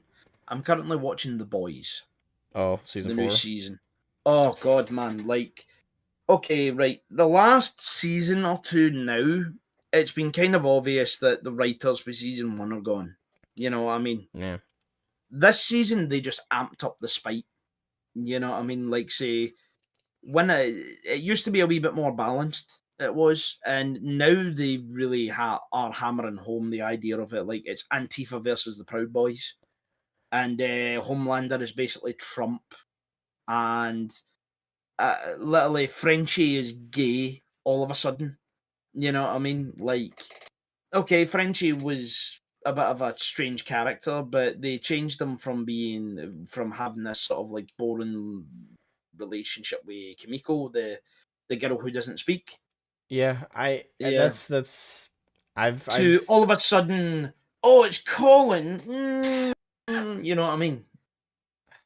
yeah. It kind of just went a bit like, okay, right, and amongst this, all this shite that's going on, because they keep dropping like subjects and all as well, like the Proud Boys thing, they just keep dropping the idea that they're neo Nazis or they are fucking conspiracy theorists. They're all old and fucking crazy right wingers. And all the Antifa types, they're all like non-violent, they're heroic, they're aspirational, and all that sort of fucking things. Which isn't They're true just for so Antifa innocent. whatsoever. Yeah, exactly. It's bullshit like that, right? And that's the way they're portraying it and that sort of thing. And they're trying to hammer that home so many times. And it just like little things came up. Like literally, I just watched Four there, and it had like Starlight have a big shocking reveal that she had an abortion. But the abortion thing is so one sided that it's like abortion people who suffer abortion is, you know, they suffer or something it was. So you should feel bad for them when they do it, sort of thing. It's like and anyone who's anti abortion is evil, and it's like, what the fuck? Who is it again that was in Pineapple Express? Is it It's Seth always Rogen? black and white. It's always black and white. Like there was a time where media could introduce like real Hmm. world political topics. Like the night like Star Trek in the 90s, I constantly reference them for doing this, but they did that. Yeah, Like they did it several times throughout this like any of them. Point to Deep Space 9, TNG, they all did it at some point. Took a real world issue, pretty much copied it and pasted it into the story and flavored it for the world, but more or less it was the exact same issue we were doing in real life. But they yeah, did it with nuance, and the people who made Star Trek back then were what we would still call them woke to this day. But the one difference they had from the modern woke is they were able to be mature enough to be like, okay, here's our side. We are gonna present our side as the correct one, but we're not presenting the issue as one sided. It's not yeah, like, oh, the issue is just this, and if you're against it, you're wrong. It was with this like we think our side is right. Here's why. We're gonna present it as our side is right, but we're also going to be fair and be like, okay, but the issue is complicated, and this is what the other side thinks. And are they completely wrong? Do they have nothing right to say? Are they evil for having the way that? No, it's just their point of view. We think ours is right, theirs is wrong, but both point of views do exist, and they have their arguments. That's what Star Trek was able to do in the 90s. And that was made by very progressive people, especially for their time. Yet they were For the mature time, enough. yeah. Yeah. But progressivism back then was a whole different kettle of Oh, fish yeah. to what it is. It was actually progressive. Like, you could Like, call it people that. who were progressive back then, they'd be considered like far right wing now. Oh, yeah, absolutely. Like, I would love to sit down like a hyper wokey and make them watch 90s Star Trek, especially those controversial episodes, Oh, and watch them lose their shit at like how well, like they try to say the old Star Trek was fucking like woke as fuck and all that because it had Uhura and all that on it, and it's just like it's always been no, progressive. It's only become woke with STD yeah, and like the yeah, J.J. Abrams stuff. progressivism and woke are two different things because woke is about Yeah, intersectionality, and that whereas is progressivism is a bit of a different story. You know what I right, mean? It's like right. it's kind of like seeing where's the line and then gently crossing over it. You know what I mean? Mm. To push boundaries a bit, to push ideas, to be a wee bit more critical thinking of things. Whereas woke, it just seems to be more about intersectional identity, putting an identity lens to it. Yeah, and that they even put it like that, right? The lens. Like we have to Yeah. look at this through a societal lens. We have to do this through like the thing I just mentioned with Star Trek. That was individual episodes, but if you looked at the series as a whole, they were Mhm. escapist. Like they created and invented a fictional universe, and they didn't spend every single episode hitting you with a message or hitting you with like a real world issue. It was just one or two off episodes, and they were almost never directly attached to the bigger storylines. Like the Dominion War in Deep Space Nine, how much of that was spent on real world issues for that time? Virtually Oh, none of it. fucking Because they none of it understood. because Yeah. the original intent, I think, was with Deep Space Nine was supposed to be well, the Cardassians were basically meant to be the Nazis. You know what I Oh mean? yeah, And there was definitely that analogy, and but yeah, because that's what like Ducat was meant to be. Ducat was oh, meant to be absolutely. Hitler and all that sort of thing. But it's kind of funny because obviously when you get to sci-fi sort of thing, like the fascism side sort of gets a bit funny on that. But yeah, with I did like how they leaned into it a bit though with the Cardassians, where they were basically a totalitarian empire. Yeah, well, but even You then, know what they I mean? showed some. They did like if you've seen, especially those earlier seasons, that's when they leaned into it the most. Oh But yeah, especially what was that episode? Is it Duet or something? That is one where it's like the guy who's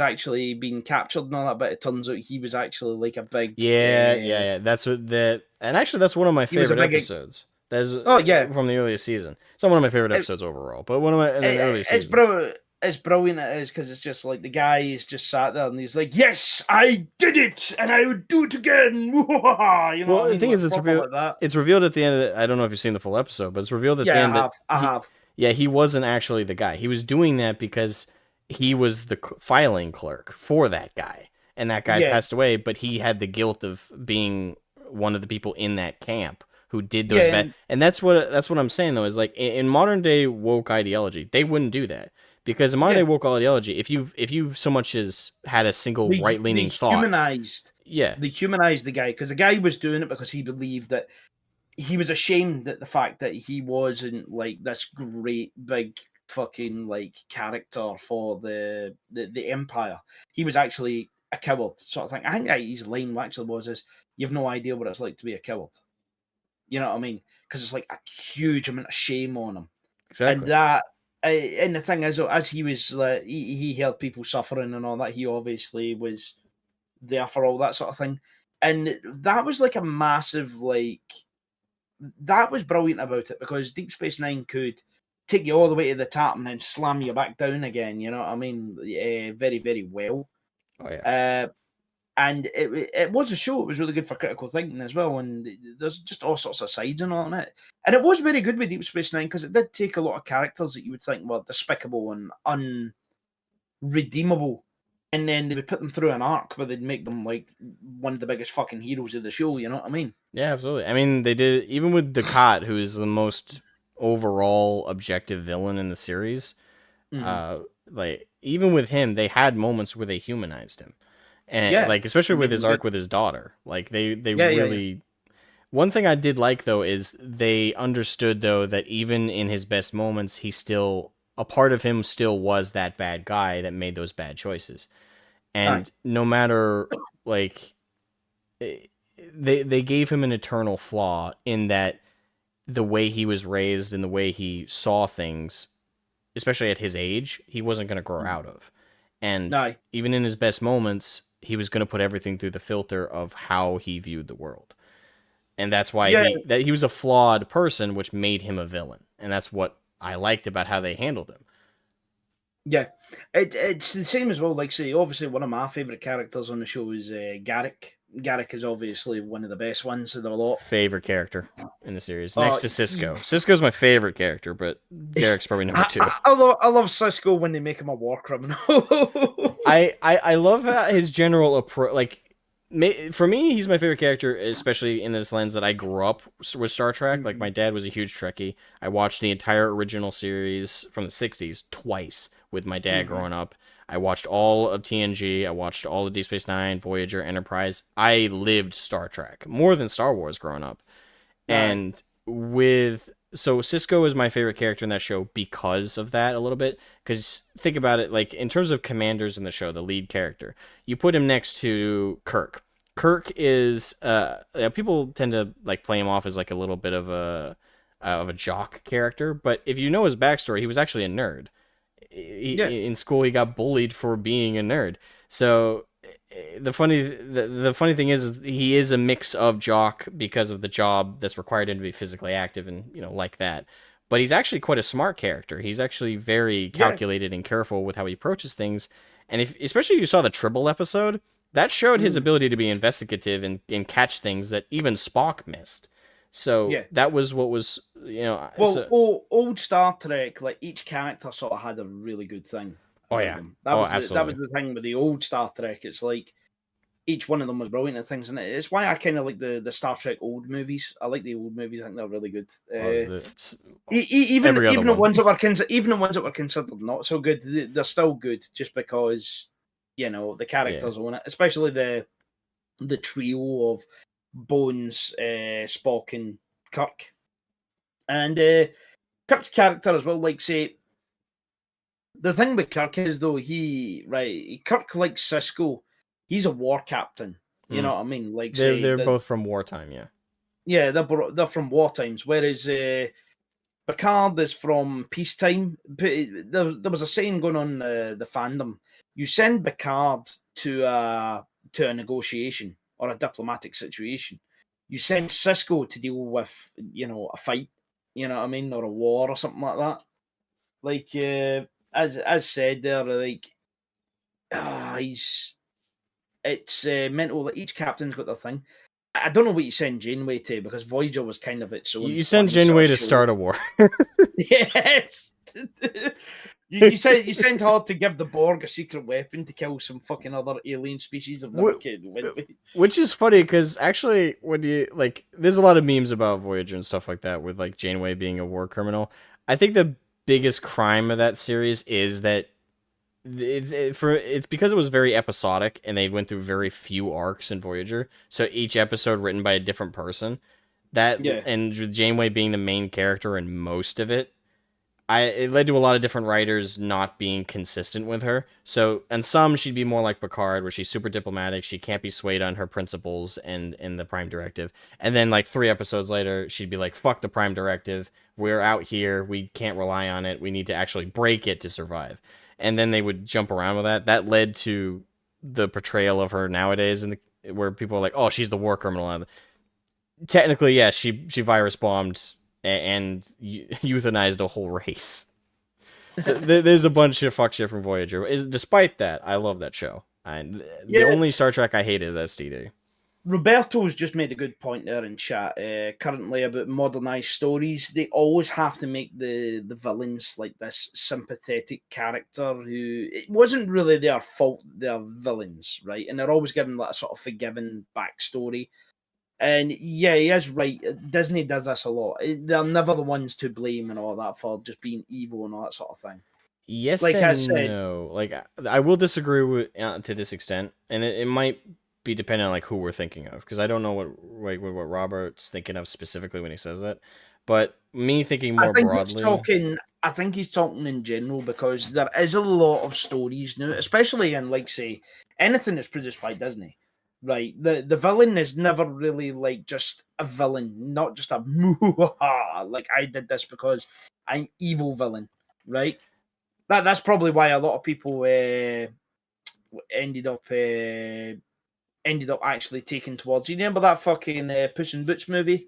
yeah, It came out and it had what's his name again? the With the pink death. hair. Oh, the pink hair. Oh shoot. The big fat Jack guy. something. Is Yeah, it? Yeah. I can't remember his actual fucking name. I can't either. He's Uh, based on a fairy tale, I think. yeah, he's based on a nursery rhyme. Jack Horner. Jack Horner.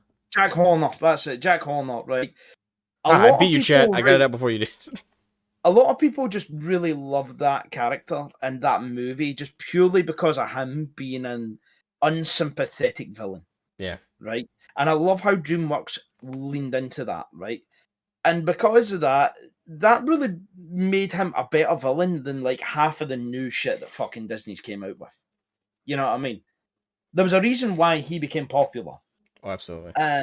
And like people just yearned for that. And because they yearned for that, that movie became successful. Oh, absolutely. And I would say this is where like the thorough line of like where I disagree with the point. Not entirely. I do think for the most part they do, like, Disney has been going for sympathetic villains and they do it in such a cheap way.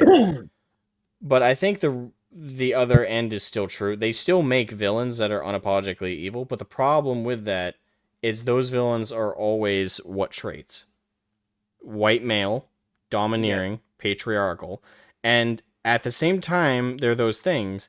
They don't make them intimidating, effective, intelligent, or well composed. They always have to portray them as fat, unattractive, unintelligent, and easily defeated and weak. Like, those are the only types of villains they still make that are unapologetically evil, but they make them yeah, clown villains. Like, as an antagonist, they're weak, they're hollow, they're pathetic, and they're yeah, ineffectual. So that ends up making the struggle the hero goes through equally uncompelling, because it's like they win not because that they're actually talented, they overcame a true difficult challenge. They won because what they were up against was a clown show, yeah. and that makes the whole thing uncompelling. That makes the story uninteresting. So there is still villains that Disney portrays as unapologetically evil. They just have to unfortunately also make them all those things for I'm not political reasons. I'm not sure of it, but has Disney destroyed Darth Vader yet? Because I even that Obi-Wan show, I don't think they made Darth Vader bad in terms of like say he's embarrassing. But I do think I do agree they did do a lot of like stupid logic shit. You know what I mean? Like, oh, the thing that stopped Darth Vader from getting him is a wall of fire. It's like, no, fuck off. But yeah, fucking Darth Vader is like when you think villain, you know, like think of like a more famous villain. There The, probably is a load more, but I Darth think Vader is one that he's a hard one to make shit. You know what I mean? Other than that I don't episode even three. think it's hard. No. I don't even think it's hard. I think like they haven't specifically destroyed him yet.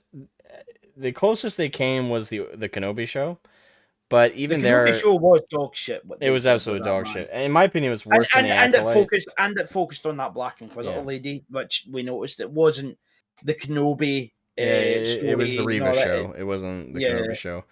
But I'd say they yeah, haven't destroyed Palpatine him. was pure. That's the thing. That's the balance there in Motep. Vader was the sympathetic villain, right? Yeah. But Palpatine was the. I'm having such a great time. Oh yeah. By the way, make sure to leave a like on the stream, guys. Um, but with Vader, I don't think they've yet to. They haven't dedicatedly destroyed it. He's been in things I that don't think sucked. they dared. I don't think they did. What's that? They made Vader a bad strategist. Yeah, I mean that's not quite destroying his character Yeah. yet. They have yet to do it in in They depth. did turn Thrawn into a retard. I'll agree Yeah, with that. I'd say They I'd say really Thrawn did. has definitely been destroyed They, by comparison. they did Thrawn a dirty. They Oh, did Thrawn a very dirty. dirty. He was more intimidating than Vader at times, and I cannot imagine their current interpretation of of Thrawn being what he was in the books. Like it's just such a Thrawn is like the ultimate idea of what an Imperial officer should be. yep. You know what I mean? Like it's the same with like Grand Moff Tarkin sort of thing as well. It's like the idea of what the Empire's best officers should be. You know what I mean? And yeah, fucking he didn't have to be a Sith. That was the thing that made him awesome as well. He was just really smart at what he did and all that. And yeah, he was the Sherlock Holmes. What's that? He was evil Sherlock Holmes. Yeah, well, he was Dr. Moriarty basically. Yeah. Yeah. Who else as well? Like with Darth Vader, they made him retarded. They did a bit. That was one thing they did destroy. They made him do stupid decisions, but I don't think that was so much the case of making a character stupid. I think that was just more the case of, yeah, he was wrong. That is Thrawn in a nutshell. But yeah, Darth Vader on that show, I think that was just because the writers are retarded. Mm. That's the thing. It is like you can't make it exactly. You can't write a character more intelligent than yourself. Like you have to be intelligent enough to write a smart character. And the thing is, there are smart writers still in Hollywood. Not many, mind you, but there still are. And this is something like I've been thinking about as I've been watching Acolyte. They don't get hired though because they're all white guys. True. Well, not that's not even true. The thing is, that's not even true. There are some writers in Hollywood that. They're not black enough. That's the other one. That's definitely probably true. Not black enough, or not diverse enough, or not women. Well, do you know, right? The only people who are allowed to apparently get a higher up position in the company of Disney. Now, this is according to that guy I mentioned earlier, who got recorded on the Honey Trap, right? According to him, right? I'd be right back. Feel free to share because I know what you're talking about, but feel free to share it for the chat. I'll be right back. Yeah, no problem. Well, essentially, the only one that was allowed to go up higher on it as a white guy is any white dudes that are Jewish. Yeah, that's what happens there. But yeah, hello chat. It's nice to meet you all. Subscribe to my Twitter. Yeah, it's in the chat. It's in the actual description.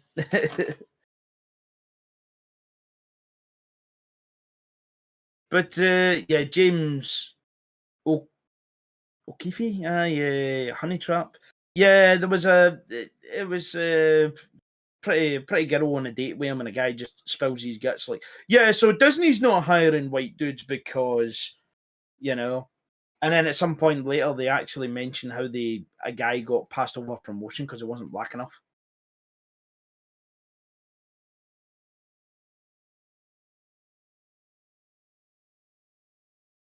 This is Metal Man stream now. Welcome to the Metal Man stream. Yeah, I'm going to sit here and I'm going to talk about, what the fuck am I talking about again? Cake? Yeah, cake. Everyone here like cake? Yeah, I like cake. You can tell I like cake because I'm a fat cunt. I need to get fucking fit again. Yeah.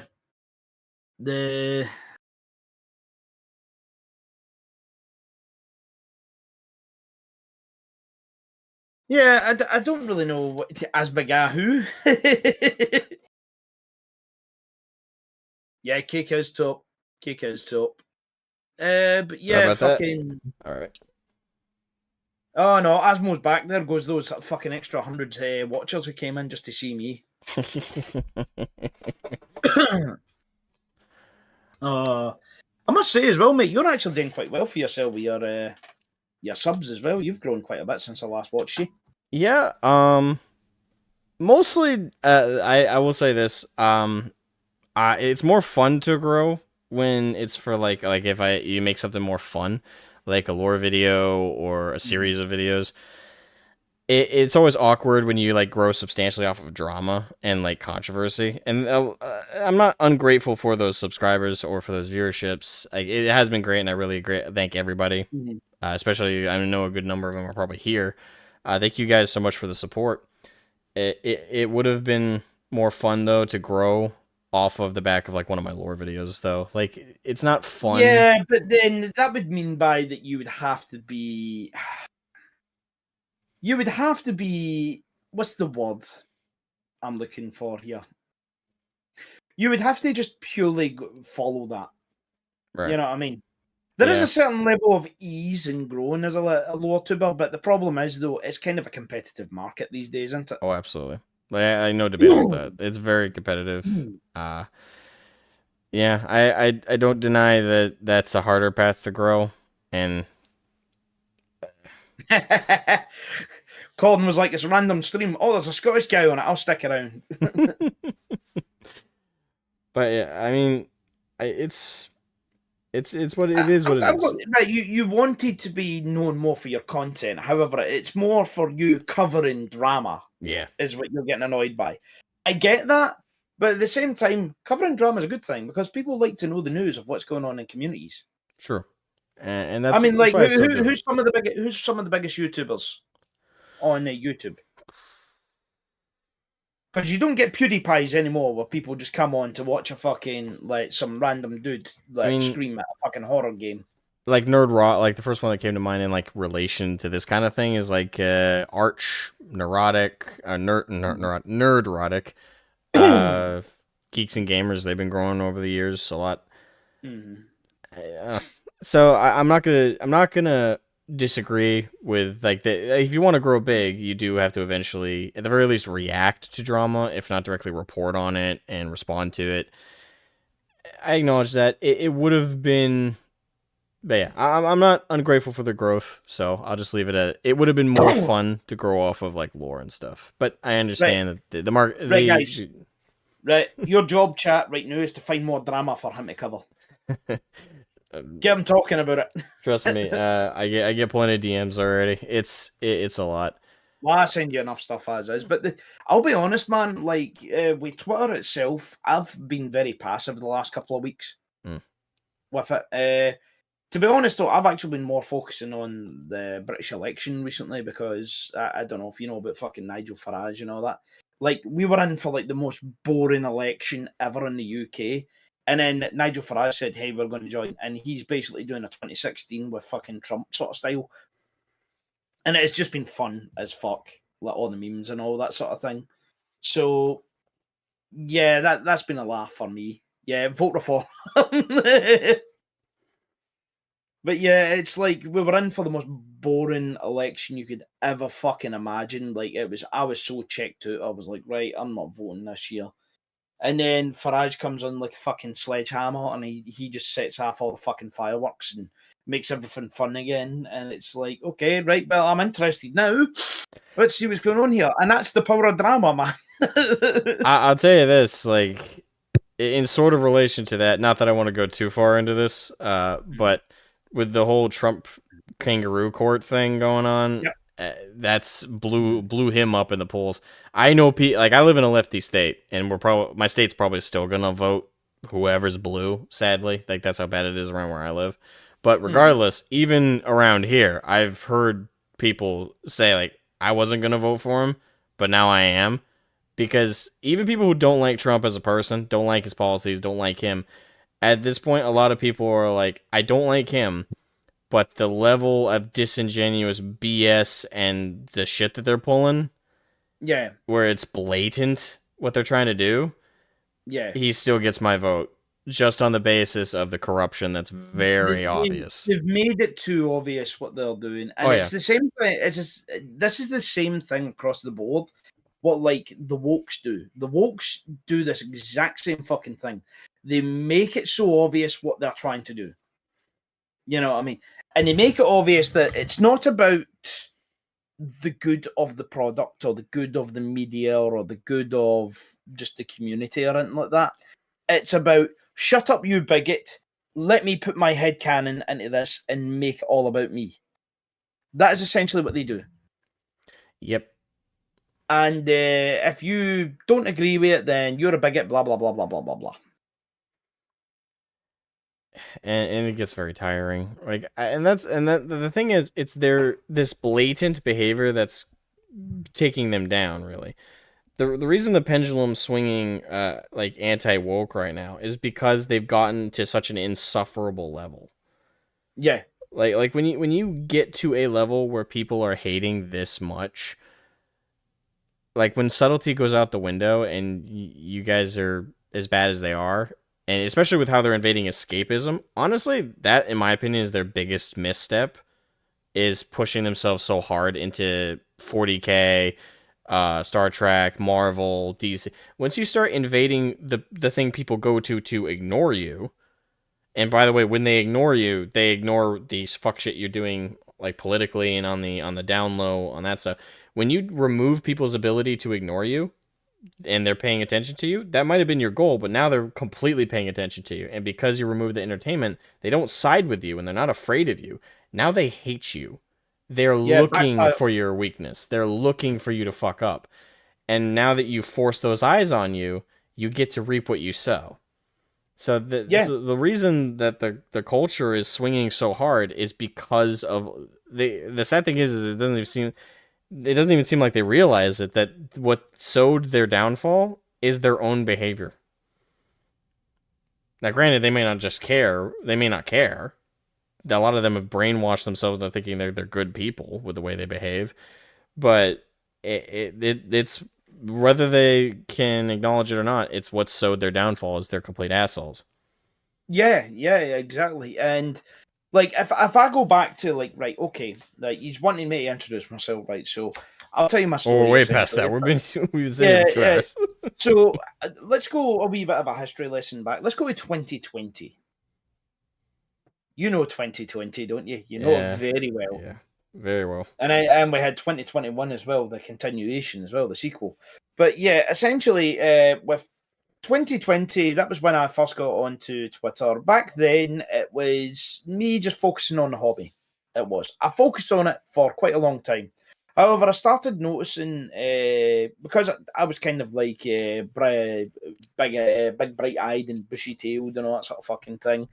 This idea of, oh, wow, this is such a wonderful place and all that. And then later I found out actually Twitter's a shithole. And fucking and Warhammer Twitter is even worse. You know what I mean? Because literally I started finding out, like, say, people couldn't take jokes. You know what I mean? At first, actually, that's offensive what you say, and I'm going to get you banned, and you know what I mean? It's literally, and it's like, I just started noticing all the time these things coming up of, yeah, we need female space marines. Yeah, if you don't like it, you're a big fucking Nazi chud, blah, blah, blah. The entire fan base is all 4chan, blah, blah, blah. And fucking just, it was constant day after fucking day. It was like every fucking tweet just started coming up all the time with this shit. And some people followed me, and at first it was like, hey, okay, yeah, cool, here's my stuff and all that, right? And then there would be some stuff there, and then eventually just one day I answered one of them back, and I got so much fucking hate from them. It was like, oh, for fuck's sake. Really? Am I in the minority here? No, I actually found out I wasn't in the minority. What I actually found out is 90% of people who are in the Warhammer community are not on Twitter. Now, why was that? As time went on, we were in the middle of the summer of love at that time. So lefties basically controlled the fuck out of Twitter at that time. And the community on Warhammer Twitter was actually very, very small. And what was the name of that other platform that used to be around? Began with a P. That was like a right wing sort of Twitter. Yeah, I can't remember its Parler. name either. Parler. Yeah. I remember when that was up right now. A lot of which, by the way, the only reason it failed, because lefties constantly talk about, oh, well, the one time they tried it failed. The reason it failed is because the big tech they shut it down. They colluded against it. It got the server shut down and all that, and then accused them of all sorts of things and got them fucking basically shut down. And that's why, like, you know, as bad as any sort of like things you got to say about Elon, right? I have nothing but praise for the man on what he's done for Twitter alone, because he's brought the conversation ability back. You don't just get locked down anymore. You know what I mean? You don't get banned all the time for speaking out of line. You know what I mean? Yeah, That's it's an the actual thing. back and forth now. Yeah, I mean, he literally brought Alex Jones back. You know what I mean? And fucking if one man has ever been the canary in a coal mine, it was Alex Jones. And if you see what's happening to him as well, you know what I mean? Yeah. Like, you can say whatever you want about Alex Jones, you don't have to believe what he fucking says, but what they're doing to him alone kind of tells you everything. And as said, see the Warhammer Twitter, as time went on, I just found out more and more of these people who were claiming to be so virtuous and trying to claim you as evil. The more they showed their true colours of how evil they actually are, you know what I mean? Like, literally some of the things they think about. And I mean, again, going back to media again, like say one of the recent things that's just came out is that D&D orcs. You know what I mean, right? The new version of the orcs is. I'm assuming most people have seen the new version of the orcs that they've released. I've seen the images. I don't know the full breakdown, what they've done lore wise that's attached to that. Or lore wise, I don't know, but all I know is they've basically went, okay, everyone thinks the orcs are some sort of analogy for black people. That is essentially what they think. That is what the company thinks. That is what the wokies think, right? Or they don't actually think this. This is just a thing that they're using to hit you with. And real quick question: is this attached to D&D? Yes. It's even dumber. Well, no, even just D&D. Like, you could also add Lord of the Rings in as well. Literally, I saw a guy who turned around and said, "Yeah, Tolkien didn't want the orcs to just be purely evil." And yes, it's like, he fucking did. What are you talking about? Yes, he did. What? Yes, he fucking. People try and act like, listen, you're allowed to be a fan of Game of Thrones. Just say you're a Game of Thrones fan. Don't lie and pretend you're a Lord of the Rings fan and say shit like that. Like, Lord of the Rings is a very black and white story. I've literally made it that demons can no longer just be evil. They're kind of like, you know what I mean? Demon monsters and all that. Like, literally, even demons are people. If you just look on the it's like, for fuck's sake. Can we just have evil? Can we just have evil, please? It's literally the meme for the Doom Eternal game. Do you remember that? Yeah. Remember, demon is an offensive term. They lost their shit over that too. It's such a nothing burger. It was a joke. It was a 3-second joke, mind you, and they lost their shit over that. Oh no, it's fucking hilarious. Oh god. And they always claim you to be not a fan. They try everything in their fucking book to discredit you. And literally, look, I just one day dug my heels in and said, right, look, I'm not putting up with this shit. Because back then, before the thing that happened that attacked one of my friends, literally, I was of the opinion of, right, we're both human beings here. We're both adults. We can have an adult conversation of critical thinking on Twitter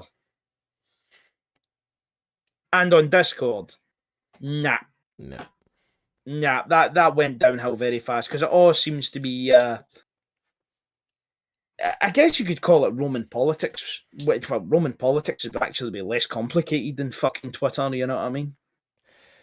But it's just fucking, oh my fucking god, man. It's always like this idea of right, you're in your camp of bad people and we're in our camp of good people. And it turned out their camp of good people was actually very, very small, especially when Elon came back and opened up the gates and unbanned everyone. And then most of the Warhammer community started coming over. And now I actually see them getting bullied every time they open their mouths to try and say, you're a bad person because... And it's like, shut up, retard. Yeah. That's what they get told. Shut your fucking mouth. There's never been a fucking... Oh, there's always been fucking females and all that, Marines and all that. Blah, blah. See this thing here? No, shut up. And I went... at the time, there wasn't a big community, but I made a Discord community and I just started inviting people that I thought was cool that I met on Twitter. And more people I found who were just resisting them. The more and more just gathered, and look, I don't consider myself a great leader or anything like that, but fucking people start to prop me up as thank you very much, Metal Man, for providing us a fucking space. And Mm. all I ever tried to do was promote people for the good shit they do. Like, literally, Hobby Love, you know Hobby Love, mate. Yeah, absolutely. For those who don't know in the chat, Hobby Love is essentially where every week, I select a panel of judges and tell everyone who's on Twitter to essentially show off your stuff, right? That actually came from an idea back in, like, I think it was 2020 or 2021. I started it, probably late 2020. That actually came from an idea. Yeah, Imhotep. I'm very glad I helped you, man. I'm very glad I helped you. Keep sending me your stuff. I'll try and retweet it when I see it. That actually started out because there was a thing that was actually in the Warhammer community at the time, and it was, hey, guys, follow these fucking accounts. They're so great. And it was always like the same 5, 10 big accounts I kept seeing. And I got annoyed with that. I did. So I went, you know what? I'm going to go through my following, because my following at this time was actually relatively small. I had like 200 people following me. It's ballooned Good thing. since then, so I don't envy the. Okay, so for everyone who doesn't know, like the Hobby Love thing, this is one aspect of it I think is important to mention. LordMetalMan manually, through like 40 plus direct tweets connected to each other, tags every single person in the entirety of that community, that sub community on Twitter, every single one of his followers, every single one of the people he's met that he knows love to do just hobby stuff and share their miniatures and share their hobby stuff. He tags every single one of them, and I can. I'm sure it started out smaller, but it's got to be like 200 plus names now. Honestly, man, right? See, the first one I did, right? I just went through the follow list and I tagged people in the list that did Warhammer, every single one. And I said, come show your stuff off. Come show your stuff off. Come show your stuff off, right? And I just got them all to do it into like a single tweet. Like, I made a big tag list of everyone there. And eventually the idea of a judges list came up, right? Which was one of the tweets there, which is in the modern ones, it's the second tweet down, which will be where the judges are. And that's the one where you send your work into. Now, when they send a work into it, that tags all the judges that have been tagged that week, and they obviously reply and they give it. And it was basically a way to encourage people to show their stuff off more and get a bit more interaction. And yeah, I used to. I remember the first few years of me doing it. Literally, I got up to, like, as you said, like 40 to 50 tweets worth of names on it. And I had to maintain that list every week. And eventually it got to a point where I would actually literally message my followers on a direct DM, go to them, go, hey, bro, right, I see you do Warhammer. Would you like to be on the list, right, of this thing I do? And I just did that for quite a while. I got to the point where I messaged so many people that Twitter said, you've reached your DM limit. I didn't even know they had one. Oh, mate, it's something like, I can't remember how many messages it was, but it was something like, say, you can tag up to, you can message up to, I think it's like 600 to 1,000 people or something it was. And I reached that limit with the amount of messages I sent, because it was copy, paste, copy, paste, copy, paste, because as I was clicking into each profile, I'll go down and find the people who follow me, and, you know, I just message them saying, hey, do you do Warhammer? And all that. Oh, awesome. Would you like to be in this thing that I do? You can come show your stuff off. And a lot of people showed up. A lot of people did stuff. And I tried to encourage people to follow each other and create a sort of community around that. And I guess it worked. It was just me trying to build a place for people to show off and not be like at the feet of like this one big account who's constantly like, yes, come show me my stuff. Yeah, stop spamming people, dude. I'm sorry, Roberto, but I just wanted people to show their stuff off. I don't mind the tags. Like when I was asked to be added into that, I was very confused by what it was. But once I saw my first Hobby Love, I think that it was a Friday you did it when I don't know if you do it Sundays now. Yeah.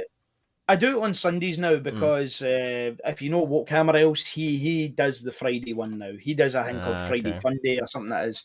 So because as well, I've also got more time on a Sunday and I'm a lot more awake on a Sunday. You know what I mean? Because I've had a day to sleep after the work. But yeah, I I just tried to get as many people as possible to do it. But yeah, it is on a Sunday now usually. And I will just tag things. The problem is though as well, I can't tag so many people anymore because the way, as much as I love Elon, I hate him for doing this to me. But he's made it now that if I was to tag, say, 10 to 20 pages of people with nothing but their names on it, right? Of all their accounts, right? Twitter will consider me as some sort of a bot, a spam bot. So because of that, that's why I can't do massive tag lists anymore. I can only do the starting tweet and the judge's tweet. That's the only two I can do. And usually I try and make it like a bit of a entertainment through it there more by either I'll do a community highlight where I show off 2 people from the previous week who did work that I really enjoyed, and I'll try and get their names tagged out there. That way people can find them and follow them, right? Showing off whatever work they handed into Hobby Love. Or I'll put in some memes. And I just try and give people a bit of entertainment. I try and make Hobby Love like this nice little light in the darkness. And that was the aim back then, and that's the aim now. Right? The sad thing is, though, is that now, compared to then, I was a lot more enthusiastic for Warhammer back then. And I was a lot more involved with it. Now, Warhammer's kind of killed me a bit with all this shit. But I still try to bring a little light in the darkness for everyone on Twitter. And I still try to get people to basically follow each other and communicate. And that's kind of how the community built, and that's kind of how Legion of Unpopular Opinions became big. Yeah, the name was Legion of Unpopular Opinions as a joke, because the whole idea was that anyone who wasn't a far lefty fucking crazy nut job was unpopular on fucking Warhammer, which meant by you were nothing but a peasant. So I kind of made the whole joke of like, say, if you just like what it is and don't demand change, then, you know, that's actually an unpopular opinion on Twitter. So we leaned into that joke that we are the villains. And we built a big community out of it. And I'm very thankful for all the people who have followed me. And I'm very thankful for the amount of people I've met, because I've actually met quite a lot of people that I've met online through Twitter at those Warhammer things, especially that last one, the Warhammer World Meetup. And I will say this, I really want to go to one of those. And I think it's about 15 people that I met through Twitter. I met at the Warhammer World. Nice. At that last one. And the one where I met Oddball, Grim, and Conley for the first time, just us 4. Oh, God. That was fun. I do want to highlight that when you shared that, I remember the first one and the most recent meetups, because I think that's actually, it wasn't how I found you. I found you before that, because I think you either DM'd me or you tweeted at me. Yeah, I think I saw one of your videos on YouTube, and then I found out you do Twitter, and I was like, oh, okay, I'll see if he wants to come to Hobby Love. One of my favorite Hobby Loves was one of the ones I got to judge. I had a little bit of free time, and I spent like 3 hours going through like every single post. Someone shared their stuff, and I complimented things, gave some criticisms. That was so much fun. But in that image of you, Oddball, Corn. The one of us in front of the fucking the rhino. Yeah, the 4 of you in that first. You got let's see, if I recall correctly, Bits retweeted it or quote tweeted it and shat on you. Did Serb also do that one, or did he do the most recent one? One sec. Yeah, Chris is in the chat there. Chris Bingley. I met him there. He is a fucking fantastic guy. Meeting him, he's got a fucking awesome beard as well. He looks like he belongs in a fucking was it a ZZ Top band? You know what I mean, like a cover band. Nice, sharply dressed man. he was fantastic. We had a great time, and yeah, he's in the picture as well of the the latest one we did. But yeah, again, this is all thanks to Hobby Love and all that as well. But yes, going back to that first picture, that broke quite a lot of the Wokies. That did break a lot of the Wokies, especially Pantymonger, who basically tried. He thought that was a fucking a white power symbol, or he knows it's not a white power symbol, and he said it was anyway. Yep. I think that was, if I remember, like when the left started like saying that was like a white power thing.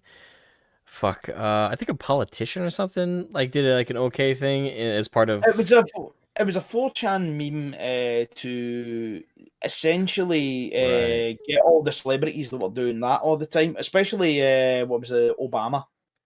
It was, and the entire media fell for it. They thought it was a white power symbol because the way the way 4chan made it is I mean, s- the three here are a W, so that's like a that, yeah, I remember and then that is an O MSMB. going down with a P.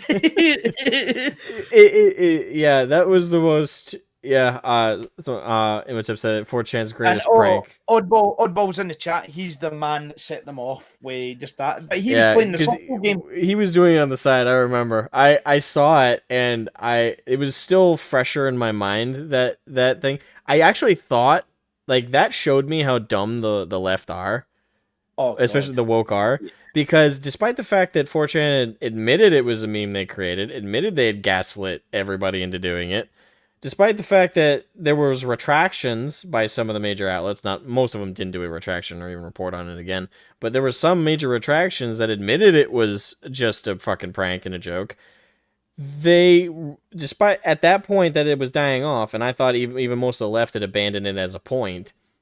What was the reaction to Oddball doing that? Like a bunch of the quote tweets, every single fucking comment is reeing about the white power thing, and see, this is proof that they're just a bunch of like alt-right chuds. That they, Transphobic outright judge. holy fuck! I had a field day He got replying to banned for people about that. racism. Banned for it. He didn't actually get banned for racism, by the way. No, he didn't. They tried to gaslight him for that. What it was he was arguing with some actual communists. They Oh yeah. were, and they tried to pull a they tried to pull something on him, and he said, "Alexa, what's a cure for communism?" And it showed a picture of an ice pick. It said Trotsky on it, so they mass reported him and got his account banned. Oh my god. That was Oh man, it's hilarious. it's and I think that's another part of like why like on top of them being assholes about nearly everything, they have no sense of humor. Oh god, they don't. They have no sense of humor. Like they keep adding to what they must be offended by constantly, and that's another big reason why the culture shift is so heavily leaning against them now. Well, it's why, like, when they started, they were like this, right? Yeah, they were big. Now they're like that. You know what I mean? Because they Much kept smaller and smaller. Oh yeah, because they've continually, because how did it start They out, turn right? on Like, their own. They turn on their own all the time. See oh the yeah, amount of absolutely. people I have seen that have been forced out of their circle is unreal. Oh yeah, All the time. Literally, I remember with that one, there was this one girl who actually tried to jump on the bandwagon against us as well with that picture. Tried saying the whole, the usual stuff. Oh, look at these ugly, fat cunts and all that, a bunch of little racists. but And all that. body positivity, right? Yeah, exactly. Fucking Nurgle Pro and all that sort of shit. But these idiots, man. This girl, right? She was an OnlyFans girl. Right, that should tell you a lot there, right for the start. But she was an OnlyFans lassie, and she was in with them and all that sort of thing, and coming after us. And eventually, she ended up saying a few things. She just sounded fucking stupid one day. And she turned on a guy because she ended up asking, I think, why do they all call each other brother? They're all such a bunch of laughing racists or some shit and all that. And then a guy actually explains, well, the reason they call each other brother is because battle brothers and all that sort of thing, the Space Marines and all that sort of thing. And then she turns on him and says, "Shut the fuck up, you fucking mansplaining fucking chud." You know what I mean? Oh my god, you're so fucking cringe. Just went nuts on the guy. The guy was just a bystander who was answering her question. But that's the thing, and that travelled around the internet for a bit as well. They always blow themselves up as well with their own fucking bullshit. And I actually found out a few months ago what actually happened to her. Right? Oh. Turns out her money situation went bad. Right? Because all the things she was doing for the Wokies and all that, turns out painting minis all day doesn't pay the bills. You know what I mean? Shocker. Or going against Chuds on the internet, you know? And she was in the Discord chat with them and all that, and she was talking about how she's depressed and she's in some sort of a hostel with her kid as a single mum. You know what I mean? Yeah, single mum fucking OnlyFans thing. And all of the Wookiee side that she'd, warmed up to and tried to get on their side, yeah, they all said, why don't you just go back on OnlyFans? You know? So she went nuts on them and all that and said, so you're saying the only way that I should, you're thinking that this situation I'm in right now, right? The best thing I can do is make more porn of myself. And you think that's honestly the only thing. What's the point of me doing that when I did that last time and none of you fuckers gave me money? That's what she did with them. And she just went nuts on them, calling them all a bunch of backstabbing cunts who basically didn't, support her back then. And the only time you're happy with me is when I'm making porn. So, yeah, fuck you guys. I'm out of here. Yep. That's what happened to her. Pour in a ditch somewhere? She just went, fuck you guys, I'm out of here. And then went for it, and I've never seen her on the internet again. And that just shows how daft people will go for internet fame. Oh, yeah. Or internet approval, and all that sort of thing. And it's like, I mean, even fucking like people like Cerberus and all that as well, right? See, if you just ignore the fact that he's got fucking rainbow minis, what is there really to talk about? Oh, wait a minute. A wee guest has just appeared. Ooh. Popper. How you doing, Hello, Popper? boy. You going to say hi? No, you just here to sook in. What's that? Who's a good boy? Papa. He's just here to say hi and be a wee shit. It's a job of the papas. That's it. He's a good boy. Thank you. Good boy. I'll just keep it on him now.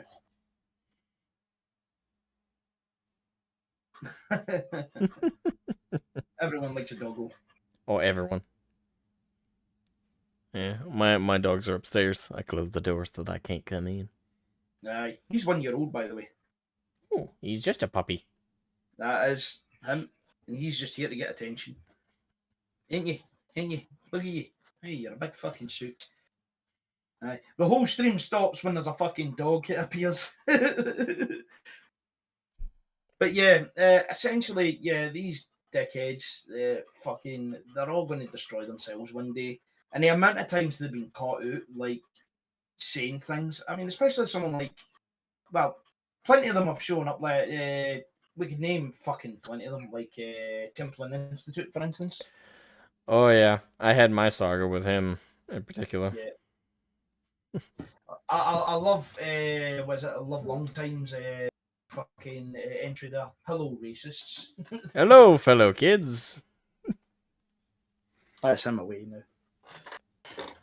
Aye, so yeah, essentially, fucking each one of these blows themselves up. So, like, say, a Templin Institute, he went mad with his one. He went right, which is so random, right?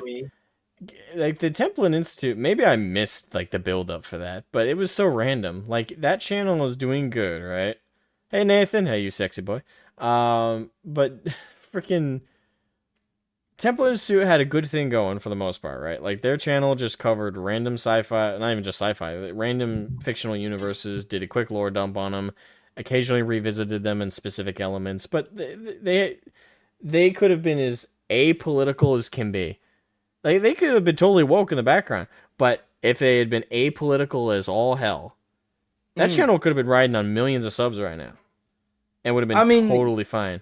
And for some reason, for no apparent one, They just start getting involved in the fight. Yeah. Well, the thing is though is like, see when they do that, somehow their personal life starts getting involved in it as well. Like, so you ended up finding out, okay, so what actually happened to that girl that was in that channel? And like, oh, he abused her. Oh, and she left. That explains why he went full fucking crazy with the fucking and with the wokey shit. And that ended up actually harming his channel. I think the video still got a massive what is it, ratio on it. I mean, he did recover in subs, but that's just the thing. He had to recover those subs. Like, he's recovered in subs, but I don't think he's recovered in views. No, I don't think so. Because I don't think any of his new shit gets anything other than his Warhammer stuff. The occasional one will, if he covers like something really popular or controversial.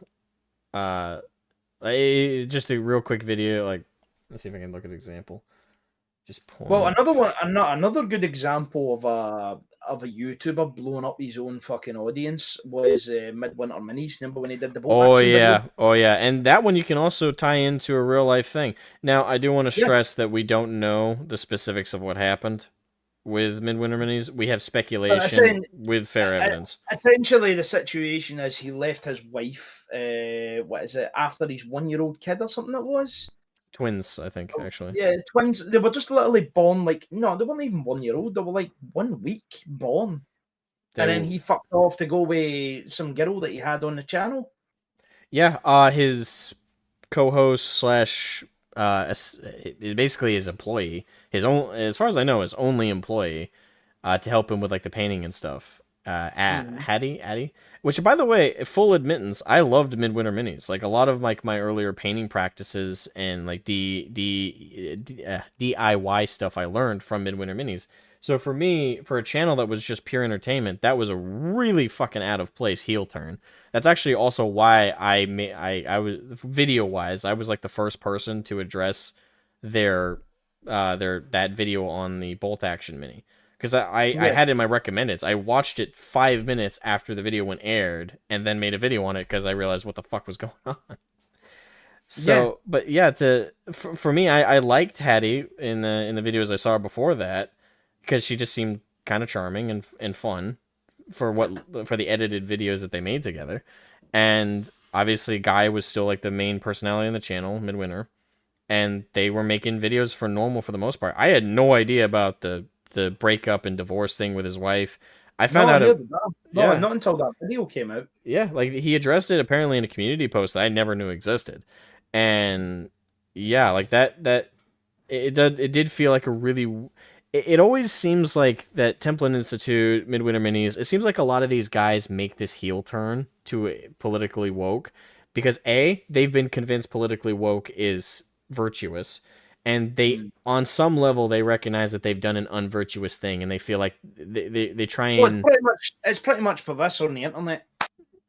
Yeah, like they it's for that, but I think they actually genuinely believe in the back of their heads, like, oh, I've done a bad thing, like I just divorced my wife to cheat because I was effectively cheating on her with my the equivalent of a secretary, or in Temple Institute, I beat on my wife or beat on my girlfriend.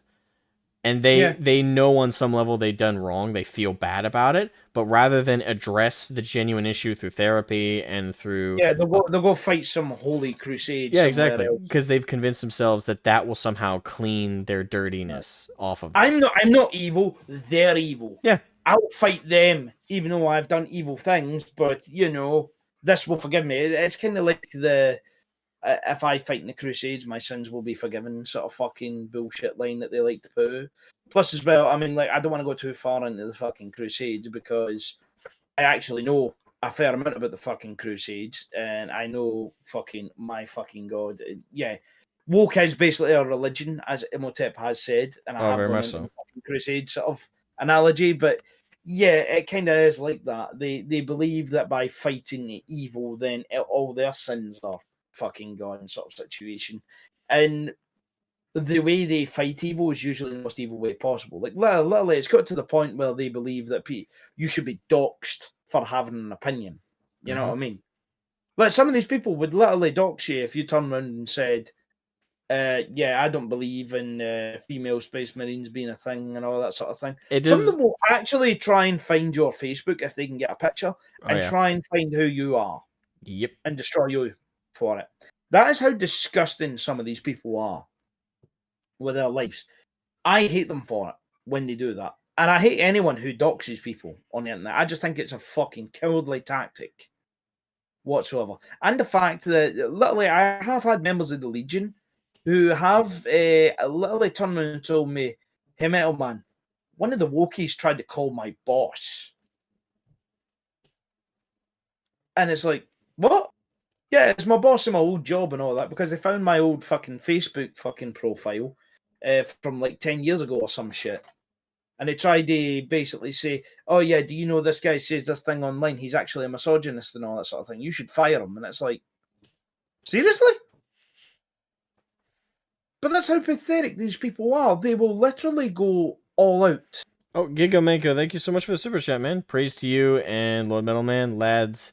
A lad reminds me of the zealot from Darktide. Come join me, pilgrims, for we must liberate this holy IP from these heretics. That is my fucking voice. I go with the Scottish fucking what is it? The Scottish zealot and Darktide. I love his voice and all that on it. Hatred never tires. I love him. He's fucking brilliant. I had to do it. I had to do it. Scottish voice, Scottish thing. Anything that's got Scottish in it in a video game or that, I have to do it. You know what I mean? Literally, if there's an option for a kilt or a Celtic sort of like look, I need to do it. I can't not do it. You know? Hell yeah. I mean, my first D&D character was a barbarian. That should tell you everything. My first D&D character ever was back in 3.5. Yeah. It's been over a decade and a half. I don't think it was when 3.5 was fresh. It was just the edition I think we played. But point is, my first character was a fighter, more of a classic fighter. I went very vanilla. I think it was going to be my second choice one because I mean, like fighter is like, I mean, like, come on, the meme human fighter. It's fighting time. You know what I mean? It's gaming time. Oh, yeah. And literally, you cannot like say that's not a top tier man. But to kind of hit back on that point, it makes you wonder what Hellstorm Wargaming's shtick is in the background, because that guy is giga woke. Either he's got such a following that is just entirely them, or he's a massive Labour voter. Well, I'm starting to wonder, like, what caused him to go on his crusade? Because we got Midwinter with cheating on his wife and leaving her and his boys. To again, it's the old story of the boss cheating on their wife with the secretary, which is effectively what happened with Hattie. And then we have. I'm just going to say he's retarded. He is, but I'm thinking it doesn't strike me as genius. No, the guy's definitely mentally deficient in a few regards. I'm just especially wondering when he was like one of the only guys who actually defended Midwinter Minis point. Oh yeah. He was like one of the only videos I saw who was actually defending his point about what is it, Midwinter Minis, about how don't paint the Nazis if you play the Nazis and you know bolt action, maybe you're a bad person, you know what I mean, that sort of leaning. And it's just like fuck off. Extra Credits tried that shit. Mm-hmm. You know what I mean? That's why Extra Credits kind of like just lost the plot after a while. Like if we were talking about YouTube channels that fell apart, fucking Extra Credits was one of them. And that was one of the things, like stop normalizing Nazis and all that sort of thing. You didn't ask for this, you didn't choose this, but here you are, you're a Nazi. You bought the game. So yes, you did. It's like it was a clown show. It's like World War II. Oh, who are the bad guys in World War II? Can't play those. Well, that means you must sympathize with them. It's like totally. it's elementary school. Like it's a little childish. Like the way they see that stuff. Oh, mate, like just anything fucking that's a nuanced position. You can't have any sort of like standard chat with them over anything. because they're always looking for ways to villainize. Like that's why they've kicked out so many of their own. Is they're always looking for it, even amongst their own friends. They want to be in the spotlight, and they also want to be the person who controls the spotlight. Mhm. You know.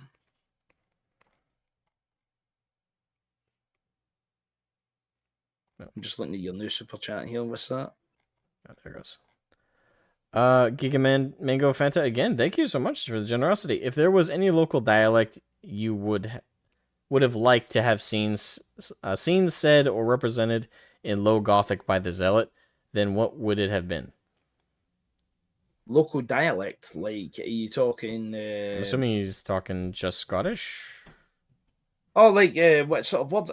It depends on sort of words and all that he's using, and all that. There's obviously like local slangs and all that he can use, but I mean, obviously anything that's Warhammer, usually 90% of the voices on it are some sort of form of British. You know what I mean? Give the Zealot a taunt line like "fucking mon then." Fucking bring it on then, or some shit, you know what I mean? Fucking mon then, you bampot. I'll fucking chib ye, something like that. Just stupid shit like that would be quite funny. Yeah, I mean,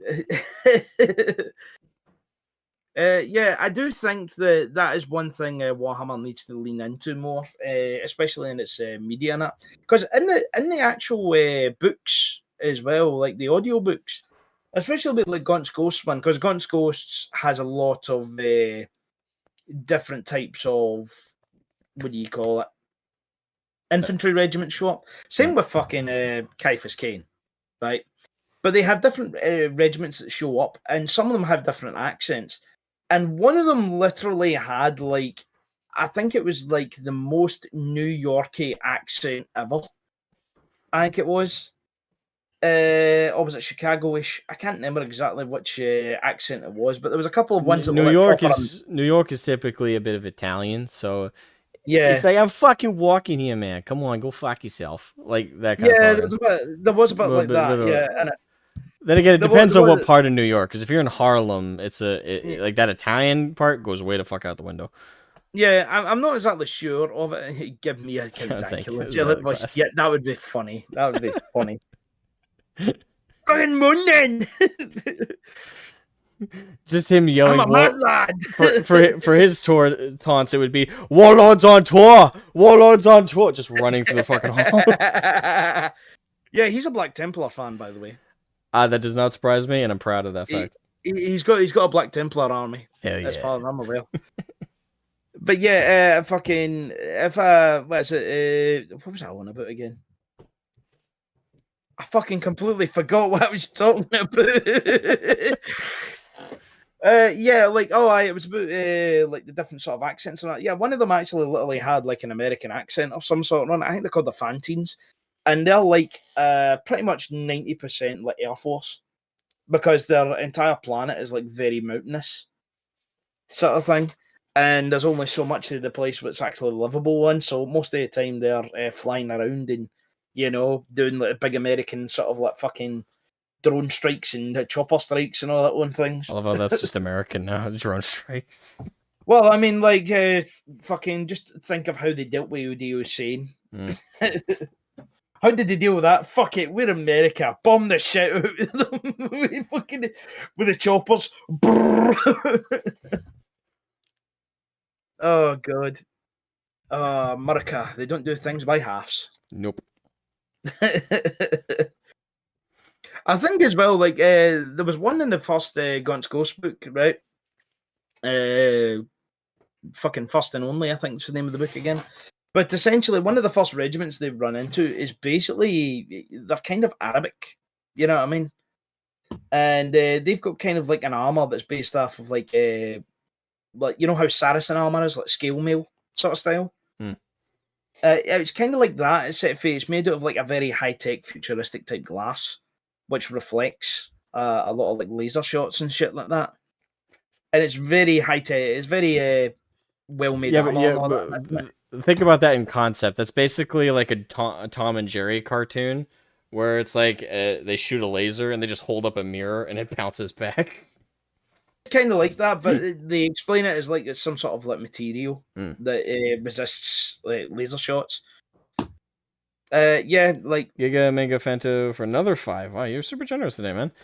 Sorry to go off task. rich man. Hey, if you want to throw your money at me, I'm sure you'll find a way to spend it tonight on a pizza. I wish. Nah.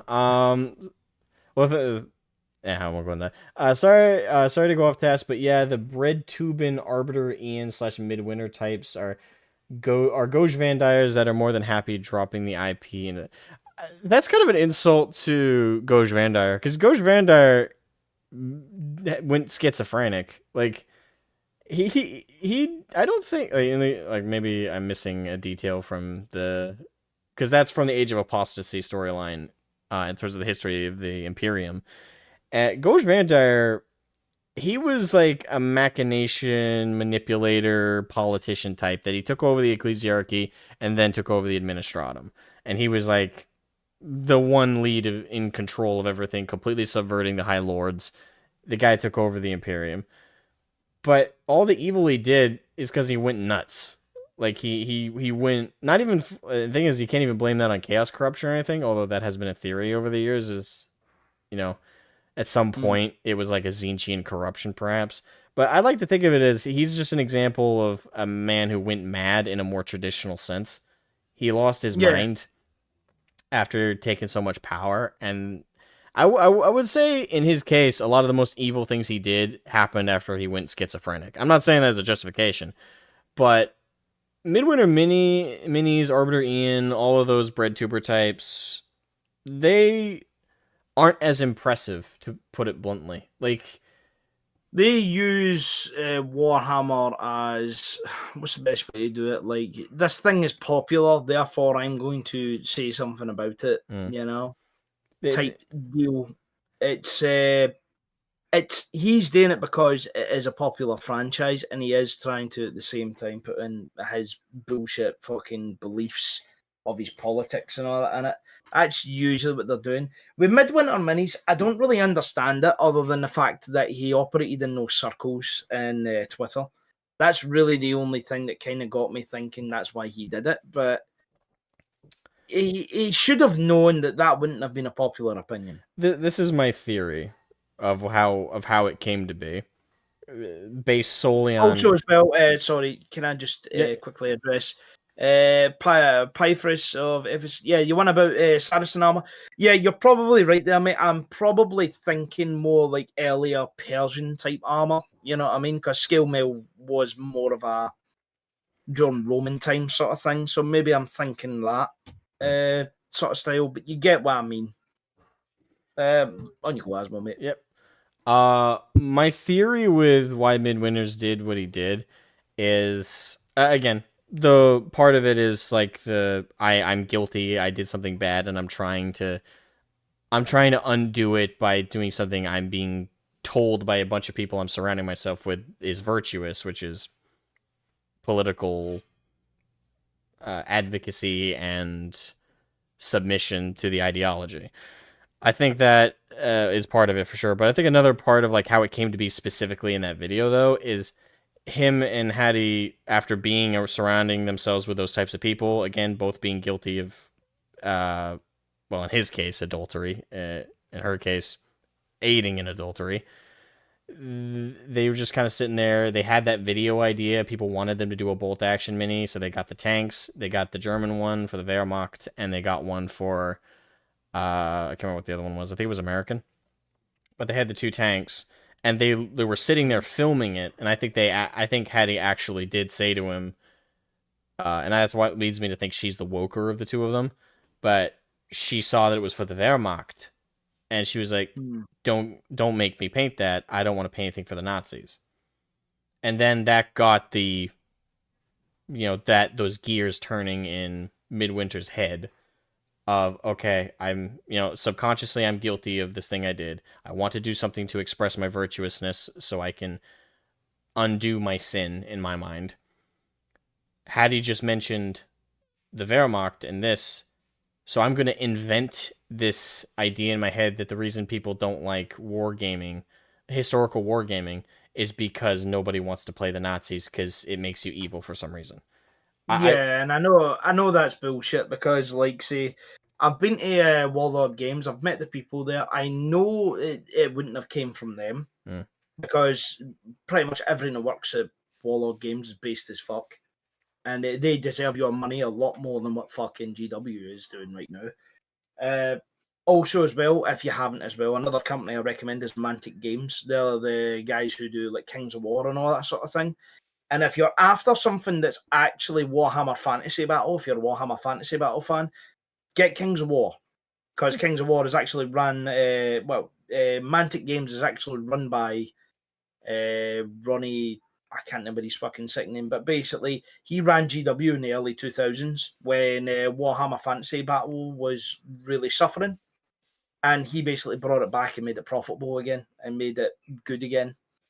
And that's why I recommend if you want to spend money, don't spend it on fucking Warhammer World. It's a load of fucking shit. Yeah, Ronnie Renton. That's his name. Fucking. Also, Gigo Mango sent 2 more super chats. Right, I'll let you get those out. Yep. First one. Perhaps the better comparison for these types of stink is the cult of LGBTIA.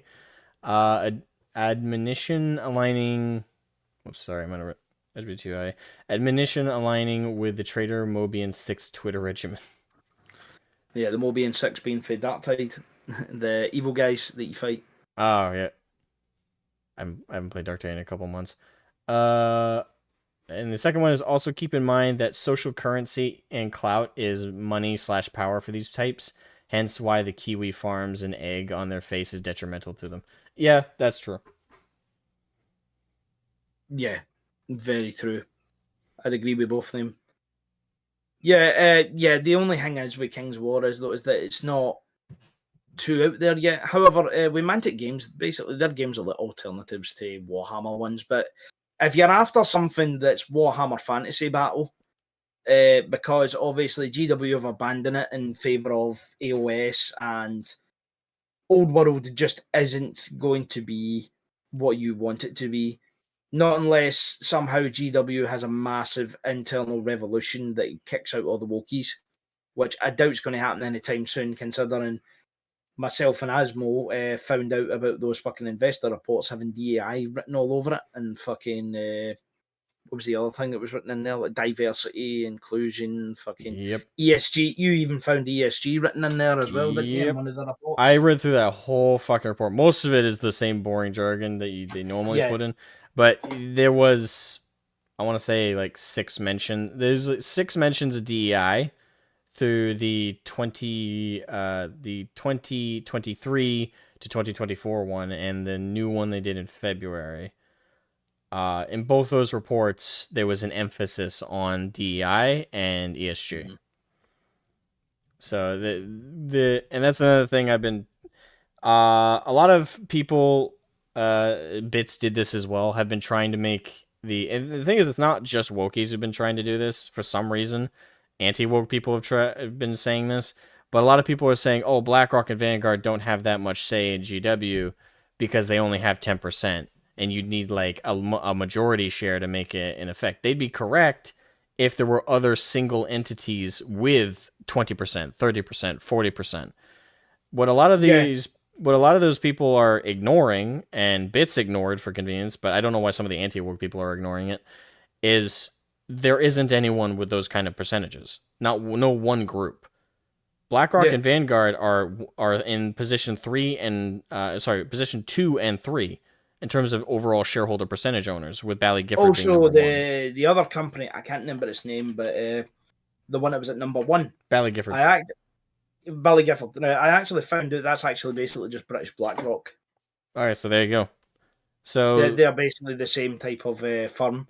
The thing is, though, BlackRock actually, I think it was like a month back or something. It was. Remember when that whole thing with Larry Fink having a fucking meltdown over the whole ESG not doing so well? Mm. Yeah, apparently they sold their shares in what was it? GW. Really? Yeah, they either sold all their shares or a lot of their shares. I don't know how many. But in all honesty, with GW right now, I mean, I think it's going to slowly lose customers over time. It's a slow burn right now, Oh, yeah. but I think right now, like, because right now it's starting to settle in now, the idea of like, what's the point? Because the whole thing with the Warhammer TV show as well, I mean, that whole debacle right now that's going on, that's not helping anyone's enthusiasm for Warhammer. That's making a lot of people just sit there and go like, fuck me, I cannot escape this bullshit. I can't even go into just Warhammer itself and enjoy it. And fuck me, I feel for Henry Cavill right now, Oh, the yeah. position he's in. I feel very bad for him because he is, and no fault of his own, he has just been the kryptonite. Like everything he touches has either completely falls apart. Like The Witcher, at least he got one solid season, and then second And season went down. Even in his first season was kind of, it was okay. Yeah, Not because of him. Not because of him. It but was because of them. Yeah, it was the show's writing that was, and some of like the aesthetic choices they went with. But for the most part, the first season had a solid start, and it was, as long as they took in criticism, like the second season had no reason to be worse, and it did go downhill a little bit. It went up in visual quality, like you could tell that Netflix gave them more budget. Yeah, but only especially with the animation and costumes. Well, I mean, like The Witcher. Like, if you do you remember the build up towards The Witcher and how much controversy was happening in that? It was like stuff like, say, remember how they wanted to make Ciri a black actor? Oh yeah. They did not like that factor that the fans weren't happy with that.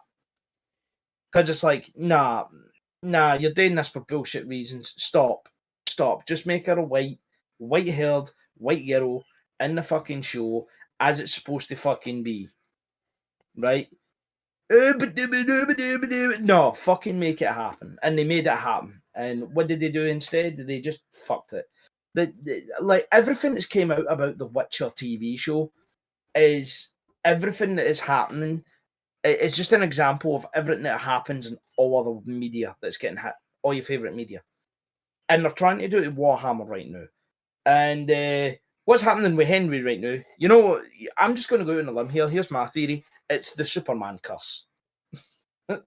You ever heard of the Superman curse? Yeah, everyone who plays Superman gets cursed. Let's see.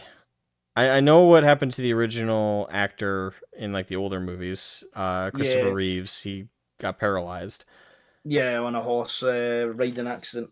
The TV show for Smallville, I know the actor who played him there struggled essentially to get any other roles, and he financially struggled. I can't remember if he got into addiction or anything, but I know for a long period after his life, after Smallville ended, he struggled, and he wasn't welcome in Hollywood in a lot of places. It wasn't for any political reason. I think he just didn't really mesh well with the place.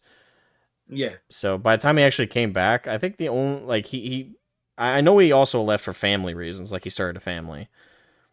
But he had a really rough go of it after it, and then when he finally came back, it was after he had like 3 kids, and he came back for like a small character role in, unless I missed another role in between, but he came back for like Lucifer, and he played a villain in that show. All right. But yeah, he had a rough life, but I think he's probably the least cursed. Yeah. Oh shoot, what was the actor who was in that movie? There's another one that does the Superman and Lois sort of one. The TV show that was done.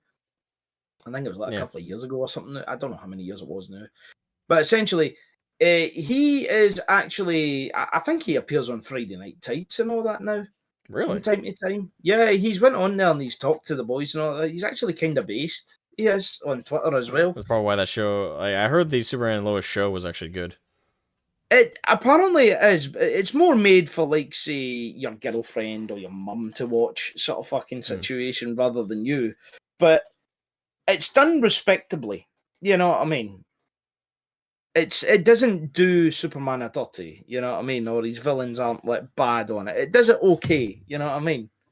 It's not something I'd watch because it's more about the love between him and fucking the Lois. But it's okay. Yeah, I mean, better that than something that. She's getting a phone call. Nathan X. It's a particularly type of funny irony when anti-racists enforce their own tokenism. It is. It is. It's a comedy show, especially with like the recent stuff with the admission that they're not allowed to hire straight white men. It's ridiculous. Right, man. Going to have to wrap this up. I've Right. got 10 minutes before I have to do a drive. So, what should we talk about for the last 10? I think we'll end off on just asking, what's your plans in the hobby going forward? Well, you see the shame pile I've already got, and yeah, I really plan to. Oh, look, Dougie's here. Yeah, Dougie, yeah, and ain't he cute, ain't he, guys? Yeah, he's really cute. Yeah, let's not talk about that shame pile. Yeah. You want to say goodbye to everyone? Nah, you just want to sook in. You're a big fucking sook, you, ain't you? Aye. Yes, people want to know more about the fucking papa. That's what they want to know about. No, for me and Bud, I don't really have a lot of plans. Really, in all honesty, I'll probably get fed up one day and go, fuck it. I want that box built. I want that box chucked out. I want that put away. I want that away. So I'll get to it eventually. In terms of that, I have been planning to attend like various events and such. Why are you yawning at? I have been planning to attend events and all that sort of thing, but it's getting it organised. Right. Is the thing. I don't know. I'll probably go to Warhammer World again next year unless there's some other fucking meet-up plans. But and for me, how about you? You going to Adepticon? No. I want to, but at the same time, I don't. I know there's a lot of Legion members who want to go.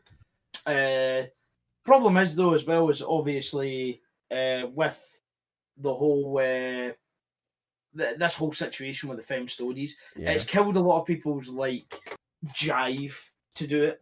You know what I mean? I know the feeling very personally on that one. I could build all these, but I mean, really, am I just like fucking hurting myself? You know what I mean? Yeah. Am I just like wasting my time because I'll build these and I'll go, right, I'm going to go to a place and all I'm going to get hit with now is fucking propaganda. Oh, sorry for the yawn. But yeah, apart from that, I'll be on Twitter. I will still chat shit on there. I've slowed down a bit over time, but I mean, I'll still keep going. I'll still tell people to fuck off whenever the fuck they come up with some woke shit at us. And I'll always be there to laugh at them. Same. And if anybody wants a place to go and be cool ways, see us on Twitter. And maybe I'll let you in the Discord sometime. Yeah, and definitely check out the Hobby Love. One upside with the Hobby Love is it doesn't have to be Warhammer specifically. So it's if you want to be a judge on what Hobby Love, send me a message. I'll make you a judge. You'll probably be the most notifications you get ever. Well, thank you so much for coming on, man. I greatly appreciate it. Definitely an awesome interview, and I appreciate all you do to try and keep the hobby energy and the love for everything going. It's been a big deal, so I appreciate it. It's my pleasure, man. And I mean, keep doing what you're doing, man. And look, mate, don't back away from drama videos. People love drama videos. Plus, as well, it's always good to know what's happening in that community. And anytime you get a chance to lambast someone so fucking stupid for saying something so fucking stupid that gets a lot of attention in the community, do it. Show how stupid it is. Show how stupid these people are. Like, I'm still going to say one of my favourite videos is your one on Radholm, because that was just fucking ridiculous, man. I'm assuming you mean the one where he was calling everybody like Goku. Yeah, yeah. That That shows like just shit. That just shows like just how fucking in the dumb brain cult you have to be to see things the way they see them. Yeah. It's Radholm in particular. I could go on a rant, but yeah, Radholm is a deluded, brainwashed maniac, unless he is doing this entirely to be a con man.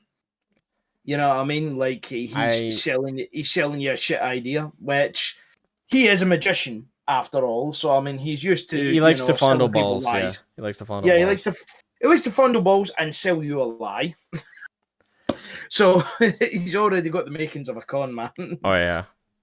Yeah, I mean, look, man, what can I say, guys? Other than always speak your fucking mind, don't be afraid, and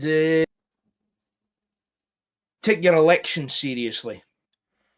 That's Indeed. the other one I will say. Take them seriously and actually vote for someone, because vote for someone you believe in, because if you don't, all you're going to get is more of these idiots slipping in and are going to try and put more laws in. Like I said, I mean, me in Scotland, they tried to put a law in that, well, they have actually passed a law that's basically like you can't speak about certain things, hate speech laws. Especially if you're in America, you're lucky because you have the fucking First Amendment, right?